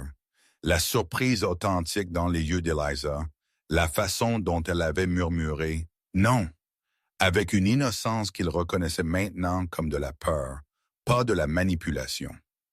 L'interphone sur son bureau a vibré. « Monsieur Langley, il y a un détective ici pour vous voir. » Dit, « C'est à propos de votre femme. » Victor a senti son estomac se nouer. « Faites-le entrer. » L'homme qui est entré était plus âgé, grisonnant avec des yeux qui avaient trop vu. « Monsieur Langley, je suis le détective Robert Sullivan. J'ai besoin de poser des questions sur Eliza Harper. » Langley va-t-elle bien? La question est sortie plus urgente que Victor ne l'avait voulu pour l'instant, mais il y a des choses que vous devez savoir. Puis-je m'asseoir? Victor a fait un geste vers la chaise. De quoi s'agit-il? Sullivan a ouvert un dossier épais en sortant plusieurs photographies. Celles-ci ont été prises hier au monastère de Sainte-Marie en Virginie. Votre femme était menacée par votre demi-frère Léonard Langley. La photographie montrait Eliza dans le salon du monastère. Léonard s'approchant d'elle avec quelque chose à la main. Même dans la qualité granuleuse des images, Victor pouvait voir la peur sur le visage de sa femme. Léonard était là. Pourquoi? C'est une longue histoire, Monsieur Langley, et je suis sûr que vous n'aimerez pas ce que je suis sur le point de vous dire. Sullivan s'est penché en avant. Votre femme m'a engagé pour enquêter sur la mort de sa mère. Ce que nous avons trouvé, eh bien, cela change tout. Victor a senti un frisson lui parcourir l'échine. Quel genre de changement? Sullivan a sorti un enregistreur numérique du dossier. Votre femme a réussi à enregistrer une confession de Léonard. Voulez-vous l'entendre?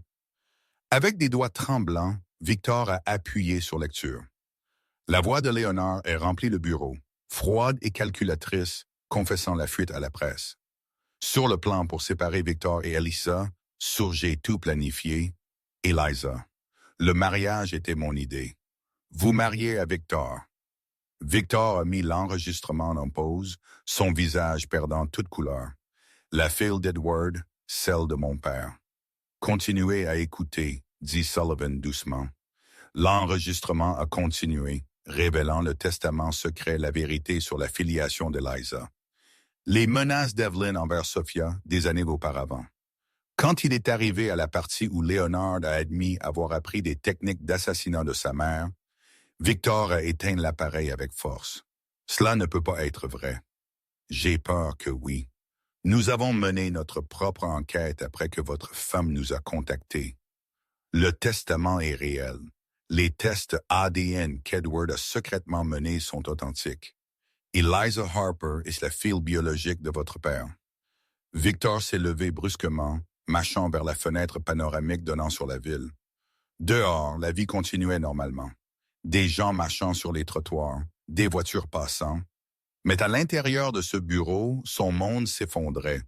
Cela signifie qu'Eliza et moi sommes demi-frères et sœurs. Oui, le mariage était techniquement incestueux, bien qu'aucun de vous ne le sût. Et le bébé? Sullivan a hésité. C'est quelque chose que vous devrez discuter avec des médecins spécialistes. Mais, Monsieur Langley, il y a quelque chose de plus urgent. Victor s'est retourné. Quoi? Sullivan a pris une série de documents du dossier pendant qu'il enquêtait sur Léonard. Nous avons découvert d'autres choses. Votre belle-mère, Evelyn, n'est pas seulement une meurtrière. Elle a essayé de vous empoisonner pendant des années. C'est ridicule.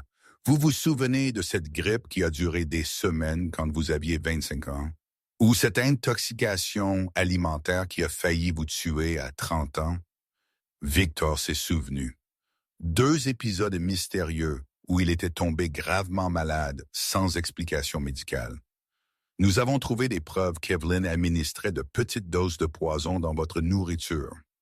Des doses calculées pour ressembler à des maladies naturelles, mais qui vous auraient finalement tué. Pourquoi? Parce que vous étiez le seul héritier légitime se tenant entre elle et la fortune familiale complète. Avec vous mort, Léonard hériterait de tout. Victor s'est assis lourdement sur la chaise, sa tête tournant. Ma propre famille essaie de me tuer. Il y a plus. Léonard a falsifié les tests ADN qui prouvaient que vous et Eliza étiez frères et sœurs de sang. Il voulait que vous découvriez la relation de la pire manière possible pour s'assurer que vous vous sépariez définitivement. Mais elle est vraiment ma demi-sœur. Oui, mais Léonard a manipulé la situation. Il savait que si vous vous aimiez vraiment, la révélation de la relation vous détruirait. C'était un mouvement psychologique cruel. Victor a pensé à la nuit de noces, la tendresse inattendue qu'il avait ressentie pour Elisa, la connexion qui était née entre eux. Léonard avait détruit cela avant même que cela ne puisse s'épanouir. « J'ai besoin de la voir, dit-il, se levant de nouveau. J'ai besoin d'expliquer que je ne savais rien de tout cela. Monsieur Langley, elle sait que vous avez été manipulé tout autant qu'elle, mais il y a une autre complication. Quoi? Sullivan a sorti une dernière série de documents. Léonard n'agit plus seul. Evelyn a découvert le testament. Il prévoit de tuer Eliza et de faire passer cela pour un accident. Nous avons des informations qu'ils sont déjà en route pour le monastère. Le sang de Victor s'est glacé. Quand maintenant Victor a attrapé ses clés de voiture, courant déjà vers la porte. Appelez la police. Appelez tous ceux que vous pouvez. J'y vais. C'est un piège. Monsieur Longley, ils s'attendent à ce que vous vous présentiez. Mais Victor était déjà dans l'ascenseur. L'adrénaline courait dans ses veines pour la première fois depuis des mois. Son esprit était d'une clarté cristalline. Eliza était en danger. La femme qu'il avait injustement accusée, qu'il avait rejetée quand elle avait le plus besoin de lui, était chassée par des gens qu'il avait considérés comme sa famille. Pendant les 3 heures de route jusqu'en Virginie, Victor a revécu chaque instant depuis le mariage. La froideur qu'il avait montrée à Eliza, la façon dont il avait cru les mensonges de Leonard sans question, la cruauté de ses accusations quand elle était enceinte et vulnérable. Il l'avait trahi de toutes les manières possibles. Il avait été le mari que Samuel Harper craignait qu'il soit froid, méfiant, incapable de protéger la femme qu'il avait promis d'aimer et d'honorer. Mais il y avait quelque chose de plus profond qu'il reconnaissait maintenant. Cette nuit de noces où il avait baissé sa garde et permis à Eliza de voir sa vulnérabilité, il avait ressenti quelque chose qu'il n'avait jamais ressenti auparavant. Ce n'était pas seulement de l'attraction ou du désir, c'était une connexion authentique, un sentiment d'exhaustivité qui l'avait tellement effrayé qu'il avait fui le lendemain matin. Maintenant, conduisant à travers la nuit vers le monastère, Victor a finalement admis à lui-même la vérité qu'il avait niée pendant des mois. Il était amoureux d'Eliza, désespérément, complètement amoureux, et elle était en danger à cause de sa propre famille. Quand il a aperçu les tours gothiques du monastère contre le ciel nocturne, il a pu voir des lumières étranges. Trop de mouvements pour un endroit qui devrait y être dans un silence contemplatif. Son cœur s'est emballé quand il a réalisé qu'il était peut-être déjà trop tard. Il a arrêté la voiture à une distance sûre et a pris son téléphone pour appeler Sullivan. Mais l'appel est allé directement à la messagerie vocale. Il n'y avait pas de temps à attendre pour des renforts. Eliza était là, probablement terrifiée, possiblement déjà blessée. Et pour la première fois de sa vie, Victor Langley était prêt à se battre pour quelque chose qui importait vraiment. Même si cela signifiait affronter les démons de sa propre famille. Il espérait juste qu'il n'arrivait pas trop tard pour sauver la femme qu'il aurait dû protéger dès le premier jour. Eliza était cachée dans la plus haute tour du monastère, ses mains tremblant alors qu'elle tenait le téléphone portable que Sir Margaret lui avait prêté. En bas, elle pouvait entendre des voix. Léonard et une femme plus âgée qui ne pouvait être qu'Evelyn. Ils étaient arrivés il y a 1 heure, prétendant être une famille inquiète venant chercher Eliza, mais Sir Margaret ne les avait pas crus. « Êtes-vous sûr que vous voulez que je laisse entrer ces gens? » La nonne avait demandé à travers la porte de la chambre d'Eliza. « Il y a quelque chose chez eux qui me met mal à l'aise. Ne les laissez pas entrer. » Eliza avait murmuré. « S'il vous plaît, ils ne sont pas venus ici pour m'aider maintenant. » Cachés dans la tour, Eliza pouvait entendre des fragments de la conversation en bas. Léonard devenait impatient, sa voix montant. « Nous savons qu'elle est ici. Nous n'avons pas le temps pour des jeux. » La voix féminine qui a répondu était raffinée, polie, mais il y avait une froideur en elle qui a fait geler le sang d'Eliza. « Léonard, cher comme toi, ces gens religieux répondent mieux à la gentillesse. » Evelyn Langley, la femme qui avait tué sa mère, Eliza, a composé le numéro que le détective Sullivan lui avait donné, mais l'appel est allé directement à la messagerie vocale. Où était la police? Où était la protection qu'il avait promise? Un nouveau son de l'extérieur l'a fait courir à la fenêtre de la tour. Des phares de voitures ont percé l'obscurité, montant la route étroite qui menait au monastère. Son cœur a sauté quand elle a reconnu la voiture noire. La même que Victor conduisait. « Victor » murmura-t-elle, un mélange de soulagement et de terreur courant dans ses veines. Il était venu, mais maintenant il était aussi en danger. En bas, elle a entendu Léonard jurer. « Victor est ici. Cela complique les choses. En fait, cher, cela les simplifie. » La voix d'Evelyn sonnait presque joyeuse. « Maintenant, nous pouvons résoudre tous nos problèmes en une seule fois. » Eliza est descendu les escaliers de la tour aussi silencieusement que possible. Ses pieds nus ne faisant aucun bruit sur la pierre froide. Elle devait avertir Victor. Elle devait. La douleur qui l'a transpercée a été soudaine et intense, comme un couteau coupant à travers son abdomen. Eliza s'est appuyée contre le mur de pierre, haletant, une main allant instinctivement à son ventre de 6 mois. « Non, murmura-t-elle. Pas maintenant, mais une autre douleur est venue, plus forte que la première. » Et Eliza a senti quelque chose de mouillé y écouler le long de ses jambes. Quand elle a regardé en bas, elle a vu du sang. « Oh mon Dieu, gémit-elle, glissant le long du mur jusqu'à s'asseoir sur le sol froid. Dehors, elle a entendu la portière de la voiture claquer, des pas lourds sur l'escalier principal. La voix de Victor a résonné à travers les murs épais. « Léonard. Evelyn, je sais que vous êtes là. » Eliza a essayé de crier pour l'avertir du piège, mais une autre contraction l'a pliée en deux de douleur. Le bébé arrivait, et elle était seule, saignant, cachée dans un monastère tandis que des meurtriers la chassaient, elle et l'homme qu'elle aimait. La porte principale du monastère s'est ouverte avec un fracas. Eliza pouvait entendre des voix maintenant. Victor confrontant Léonard. Sir Margaret essayant d'intervenir. Et sous tout cela, la voix soyeuse et dangereuse d'Evelyn. « Victor, cher. » Evelyn disait, « Comme c'est bien que tu sois venu. » Je commençais à m'inquiéter. « Où est Eliza? »« En sécurité, » répondit Léonard. Pour l'instant, Eliza s'est traînée à travers les couloirs, suivant le son des voix. Chaque mouvement envoyait des vagues de douleur à travers son corps, mais elle devait les atteindre. Elle devait avertir Victor de ce que Léonard et Evelyn étaient vraiment.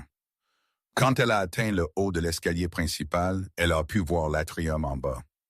Victor était au centre, tendu comme un ressort sur le point de se casser. Léonard était à sa droite et Evelyn était derrière Sir Margaret, un petit pistolet discrètement pressé contre le dos de la nonne. « Laissez-la partir, » dit Victor, sa voix portant une autorité qu'Eliza n'avait jamais entendue auparavant. « C'est une affaire entre nous. » « Mais ce n'est pas le cas, chère, » dit Evelyn, ses cheveux gris parfaitement arrangés, même dans la situation chaotique. « Cette chère nonne en sait trop maintenant, tout comme vous, tout comme cette fille gênante qui a causé tant de problèmes. »« Quelle fille gênante? » demanda Victor. My Eliza pouvait voir à sa posture qu'il connaissait déjà la réponse. « Votre chère femme, ou devrais-je dire demi-sœur, quel délicieux scandale quand cela fuira à la presse. » Eliza s'est appuyée sur la rampe, essayant de respirer à travers la douleur. Le sang s'accumulait sous elle, et elle savait qu'elle perdait le bébé. Mais elle ne pouvait pas mourir ici, cachée pendant que Victor affrontait seul les meurtriers qui ont détruit sa famille. « Eliza n'est pas ma demi-sœur, » dit Victor fermement. Léonard a falsifié ses tests et ADN. Evelyn a ri, un son qui a résonné à travers les murs anciens comme du verre brisé. « Oh là là, croyez-vous vraiment cela? Comme c'est mignon. » Mais même si Léonard a embelli la vérité, le fait est qu'elle est la fille bâtarde d'Edward, et cela signifie qu'elle a des droits et un héritage qui devrait être le nôtre. Donc c'est de cela qu'il s'agissait toujours. Argent. C'est toujours une question d'argent, Victor.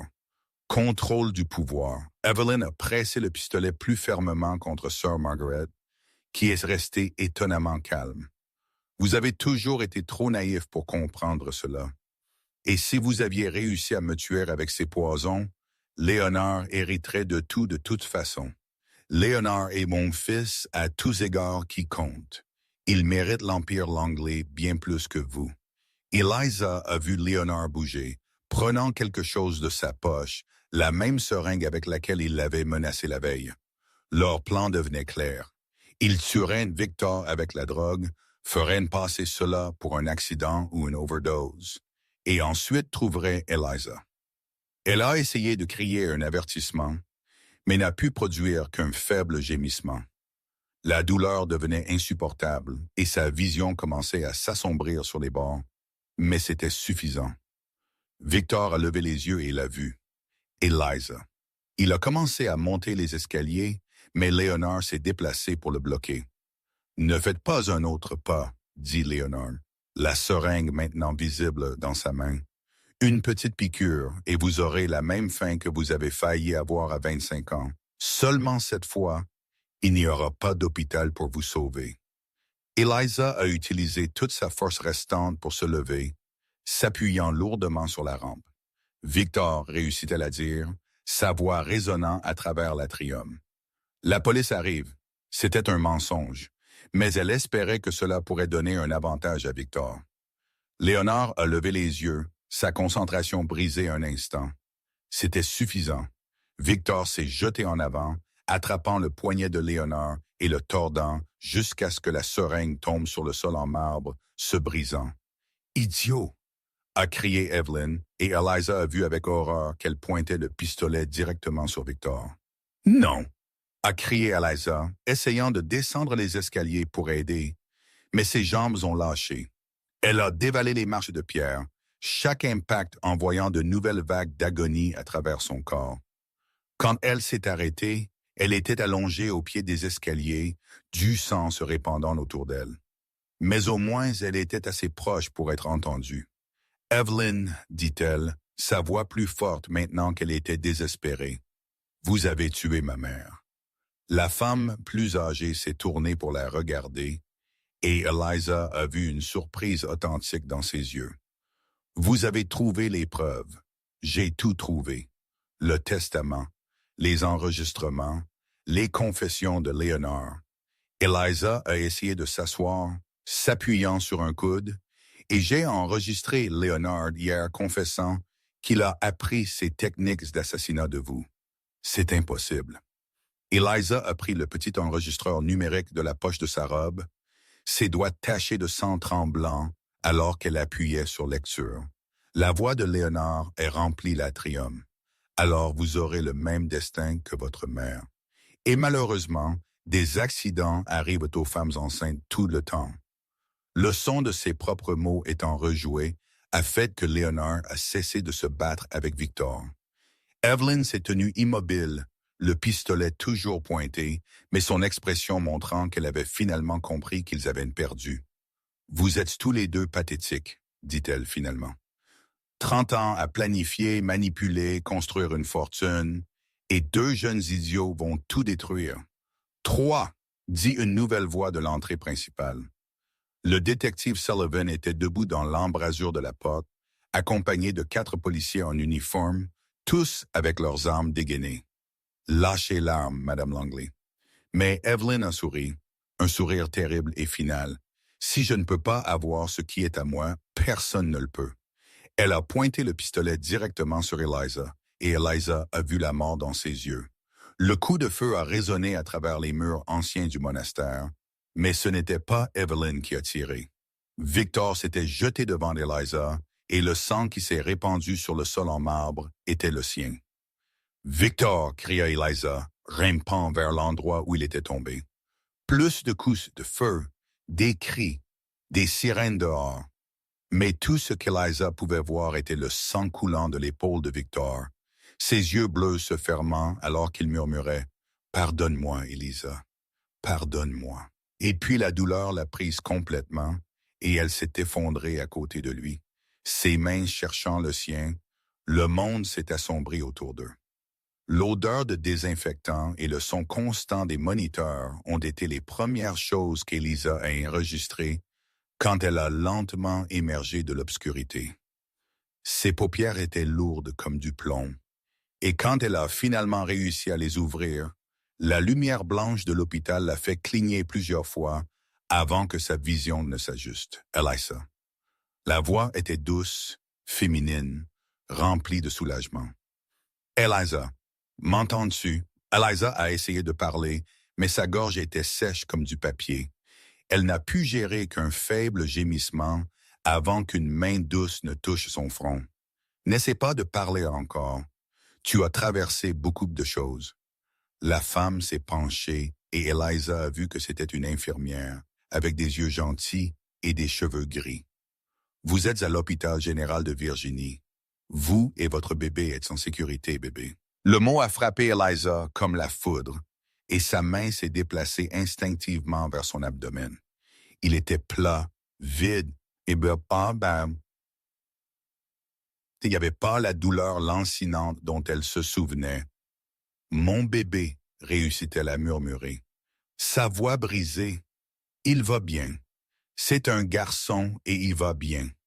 L'infirmière a souri, ajustant les oreillers derrière la tête d'Eliza. C'était une césarienne d'urgence. Il est né prématuré, mais il respire seul et se bat comme un guerrier. Des larmes de soulagement ont commencé à couler sur le visage d'Eliza. Puis-je le voir bientôt? D'abord, vous devez récupérer un peu plus. Vous avez perdu beaucoup de sang. Combien de temps étais-je inconsciente? 3 jours. Il y a eu des complications pendant la chirurgie, mais le docteur Rodriguez a dit, vous êtes une battante.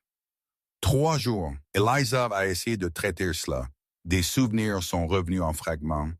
La confrontation au monastère, Léonard avec la seringue, Evelyn avec le pistolet. Et puis, Victor, dit-elle abruptement, essayant de s'asseoir dans le lit. Victor a été abattu. Où est-il? Va-t-il bien? L'infirmière l'a doucement aidé à se recoucher. Il est ici à l'hôpital aussi. Il a été touché à l'épaule, mais il se rétablit bien, en fait. Elle a regardé vers la porte. Il a passé la plupart de son temps ici dans le couloir, attendant que vous vous réveilliez. Il est ici. Depuis le premier jour, nous avons pratiquement dû le forcer à rentrer chez lui et à prendre une douche. L'infirmière a vérifié les moniteurs connectés à Alexa. Je vais l'appeler, mais d'abord, il y a des gens qui veulent vous parler. La police a besoin de votre déclaration. Eliza a hoché la tête. Bien qu'une partie d'elle voulait juste voir Victor et son bébé, mais elle savait qu'elle devait clore ce terrible chapitre avant de pouvoir avancer. 10 minutes plus tard, le détective Sullivan est entré dans la pièce, accompagné d'une jeune femme qui s'est présentée comme l'assistante du procureur Natalie Klein. « Comment vous sentez-vous? » demanda Sullivan, tirant une chaise près du lit comme si un camion m'avait roulé dessus. Eliza a répondu honnêtement. Leonard et Evelyn. Leonard est en détention et en attente de jugement. Les accusations incluent tentative de meurtre, complot, fraude et chantage. Sullivan a consulté ses notes. L'enregistrement que vous avez fait a été fondamental pour monter le dossier. Et Evelyn, le procureur Klein, s'est penché en avant. Evelyn Langley est morte pendant la confrontation. Quand la police est entrée, elle a essayé de tirer de nouveau. Elle a été tuée en légitime défense. Eliza a fermé les yeux un instant, traitant l'information. Il y avait une partie d'elle qui se sentait soulagée que la femme qui avait tué sa mère soit morte, mais aussi un étrange sentiment de vide. Toute cette douleur, toute cette destruction à cause de la cupidité et de l'envie. Le testament de mon père, les pères biologiques. Est-ce valide? Parfaitement valide, répondit Klein. En fait, il y a plus. Nous avons découvert qu'Edward Langley avait établi un fonds fiduciaire additionnel pour vous, séparé du testament principal. Leonard et Evelyn ne le savaient jamais. Combien? Assez pour que vous n'ayez plus jamais à vous soucier de l'argent. Assez pour s'assurer que votre fils ait toutes les opportunités du monde. Eliza a ressenti une amère ironie. Argent?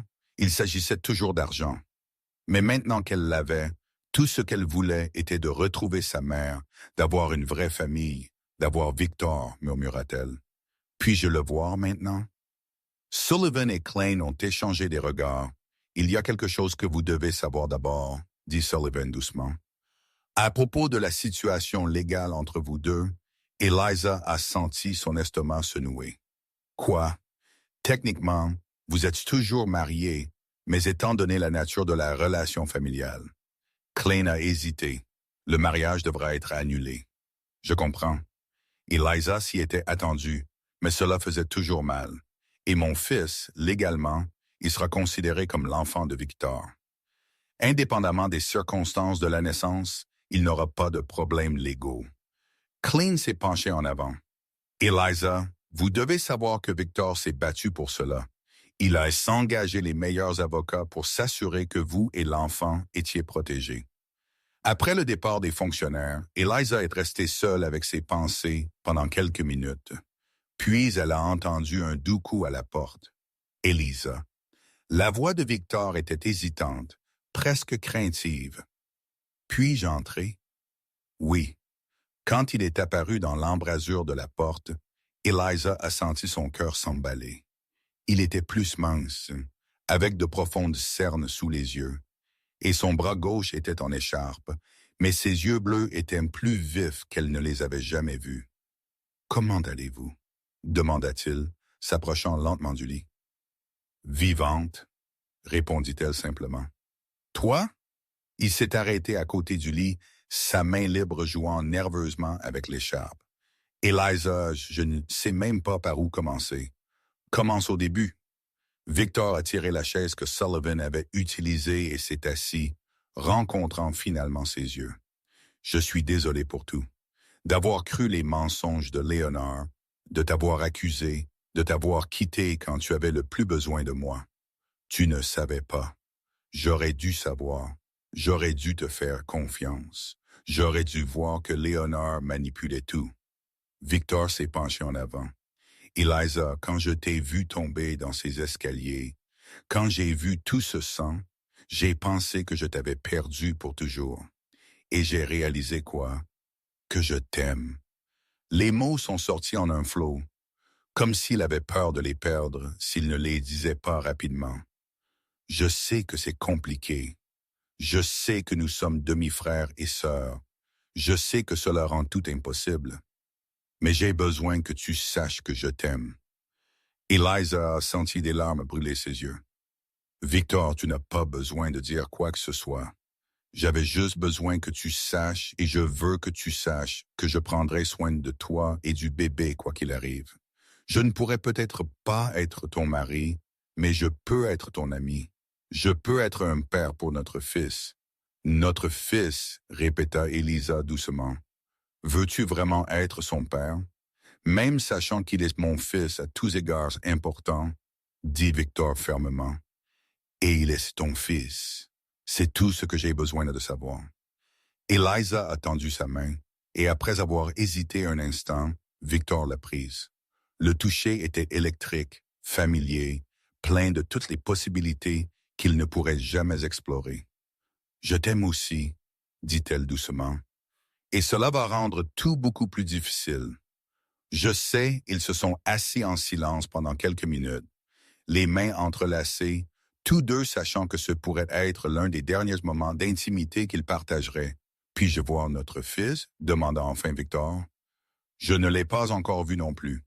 Voulez-vous y aller ensemble? » L'infirmière a aidé à mettre Eliza dans un fauteuil roulant et Victor l'a poussée à travers les couloirs jusqu'à l'ussin néonatal. Quand ils sont arrivés à la pouponnière, Eliza a vu pour la première fois le petit être qu'elle avait porté pendant 6 mois. Il était minuscule, connecté à des tubes et des moniteurs. Mais quand il a ouvert les yeux, Eliza a vu quelque chose qui l'a fait pleurer. Les yeux bleus de Victor, mais avec la même détermination féroce qu'elle reconnaissait quand elle se regardait dans le miroir.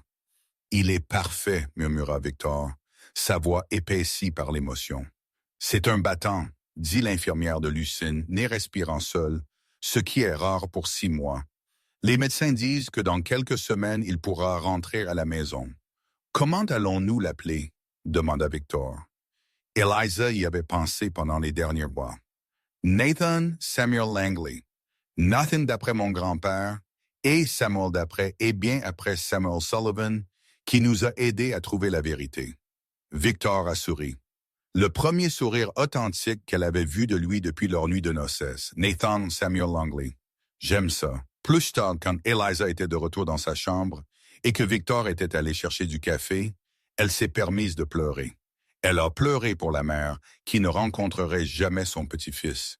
Elle a pleuré pour l'amour qu'elle et Victor partageaient, mais ne pourraient jamais pleinement exprimer. Et elle a pleuré de soulagement parce que malgré tout, ils avaient survécu. Quand Victor est revenu, elle avait séché ses larmes. « Alors, » dit-elle, essayant de garder sa voix légère, « que faisons-nous maintenant? » Victor s'est rassis, plaçant 2 tasses de café sur la table de chevet. « Maintenant, nous trouvons comment être une famille, même si ce n'est pas la façon dont nous l'avions imaginé. Et comment faisons-nous cela? »« Un jour à la fois, » répondit-il, lui tendant sa main de nouveau. « Un jour à la fois. » Dehors, la neige avait commencé à tomber, couvrant le monde d'une couverture blanche propre. Et pour la première fois depuis des mois, Eliza a ressenti quelque chose qu'elle avait oublié comment expérimenter. Espoir. 1 an plus tard, la ferme Maple Grove s'était transformée en quelque chose que ni Sophia ni Eliza n'auraient jamais pu imaginer. Le son des rires d'enfants résonnait à travers les champs, où auparavant, il n'y avait eu que le silence mélancolique de rêves irréalisés. Eliza était assise sur le porche de la maison principale, regardant un groupe d'enfants courir parmi les arbres centenaires, leur voix créant une symphonie de joie qui faisait chanter son cœur. « Les leçons de piano commencent dans 10 minutes », cria Rachel, une des professeurs du centre de musique qu'Eliza avait créé. « Qui veut jouer la nouvelle chanson que nous avons apprise hier? » Une douzaine de petites fins se sont levées en l'air et Eliza sourit. Le centre de musique Sophia Harper fonctionnait depuis 6 mois, offrant des leçons de musique gratuites aux enfants défavorisés de la région. Il était financé par l'héritage qu'Edward lui avait laissé, de l'argent qui avait coûté tant de vies, mais créait maintenant une nouvelle vie. Maman. La petite voix de Nathan l'a fait regarder en bas. À 18 mois, il marchait déjà avec la détermination féroce de quelqu'un de beaucoup plus âgé. Et ses yeux bleus, les yeux de Victor étincelaient d'une curiosité constante. Musique, oui. Amour? Musique? Eliza a répondu, ramassant le garçon. Tu veux entendre les enfants jouer du piano? Nathan a hoché la tête avec enthousiasme, tapant dans ses petites mains. Il avait hérité l'amour de la musique d'elle et de Sophia. Parfois, Eliza le trouvait dans le studio principal essayant d'atteindre les touches du grand piano qui occupait maintenant la place d'honneur dans la pièce principale de la maison. Le son des pneus sur la route de gravier a annoncé l'arrivée d'un visiteur familier. Eliza n'avait pas besoin de regarder pour savoir qui c'était. Chaque mardi à 3 heures pile, Victor venait rendre visite à Nathan. Papa cria à Nathan, pointant la voiture noire qui approchait.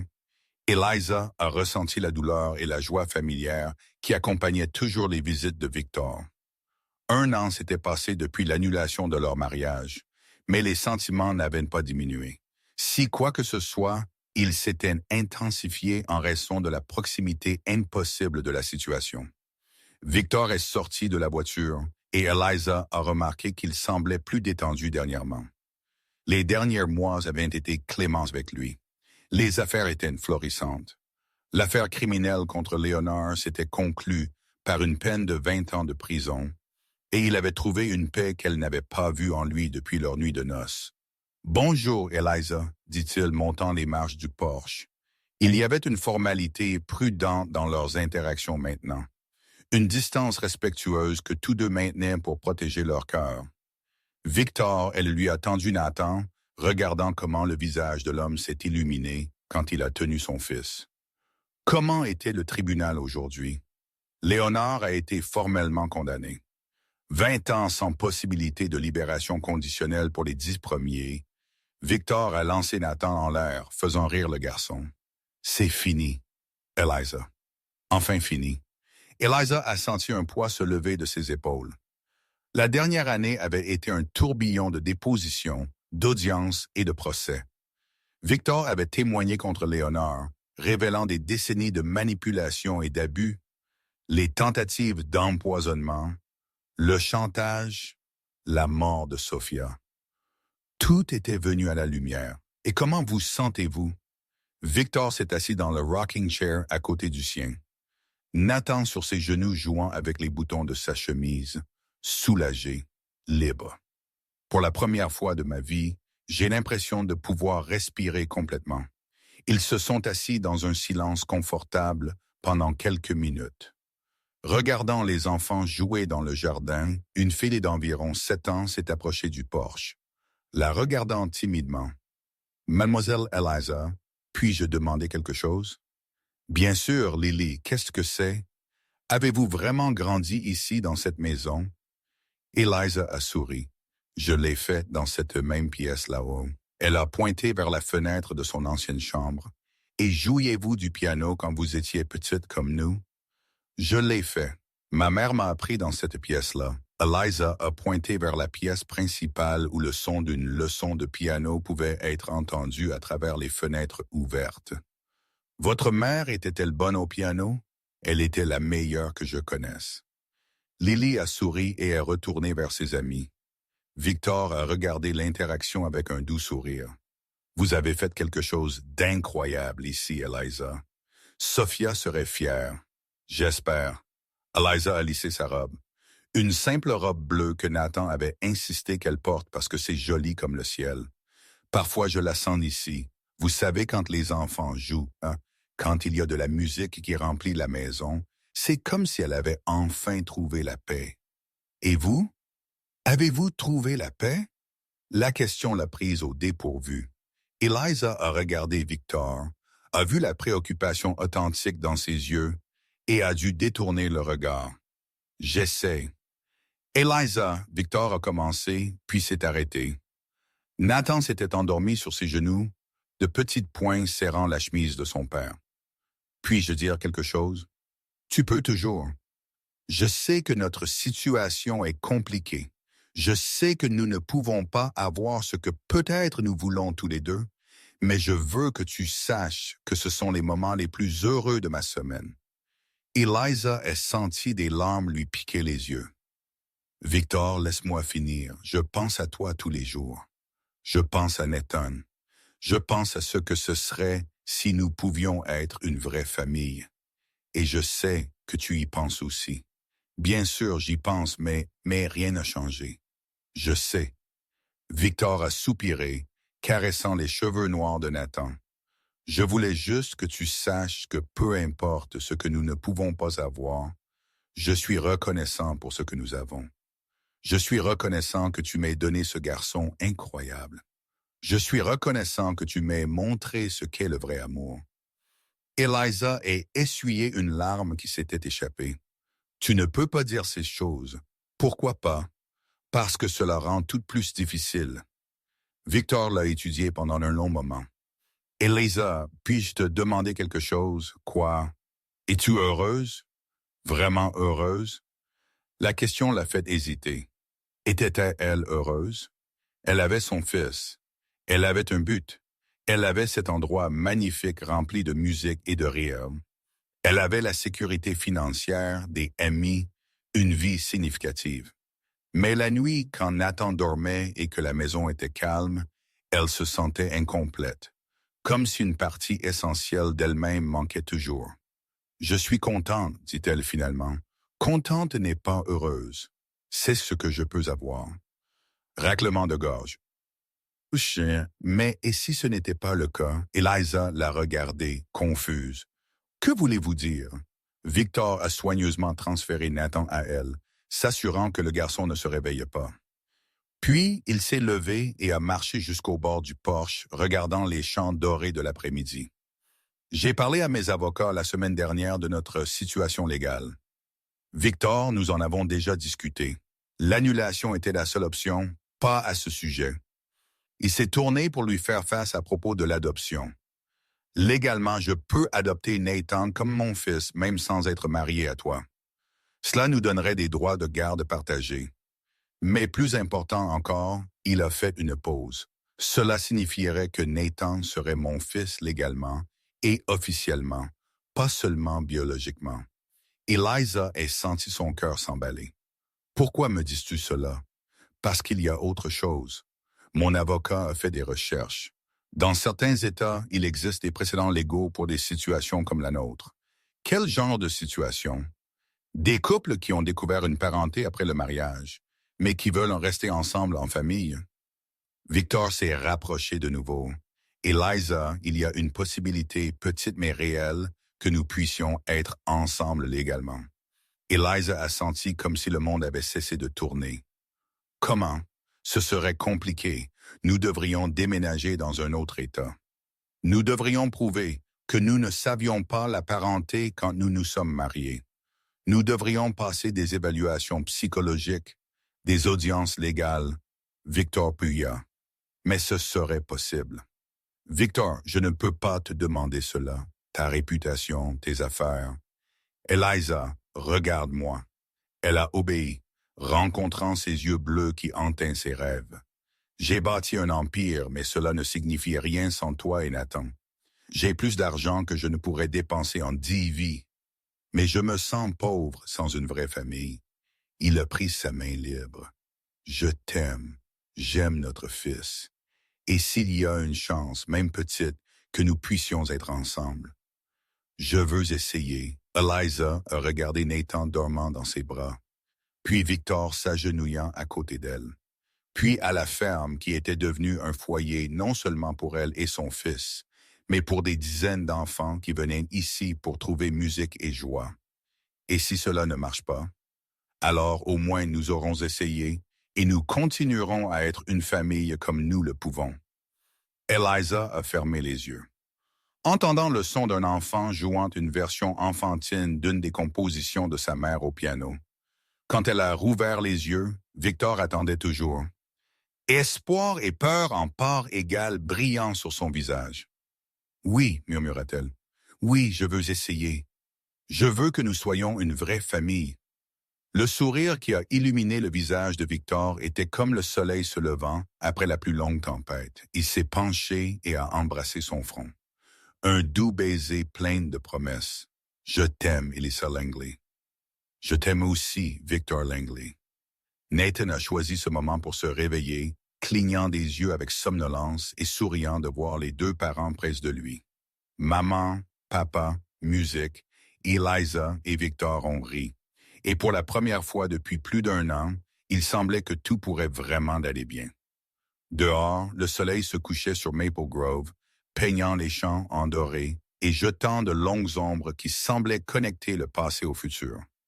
Et dans la maison qui avait vu tant de souffrances, il y avait enfin de la musique, de l'amour et la promesse que parfois même les histoires les plus compliquées peuvent avoir une fin heureuse.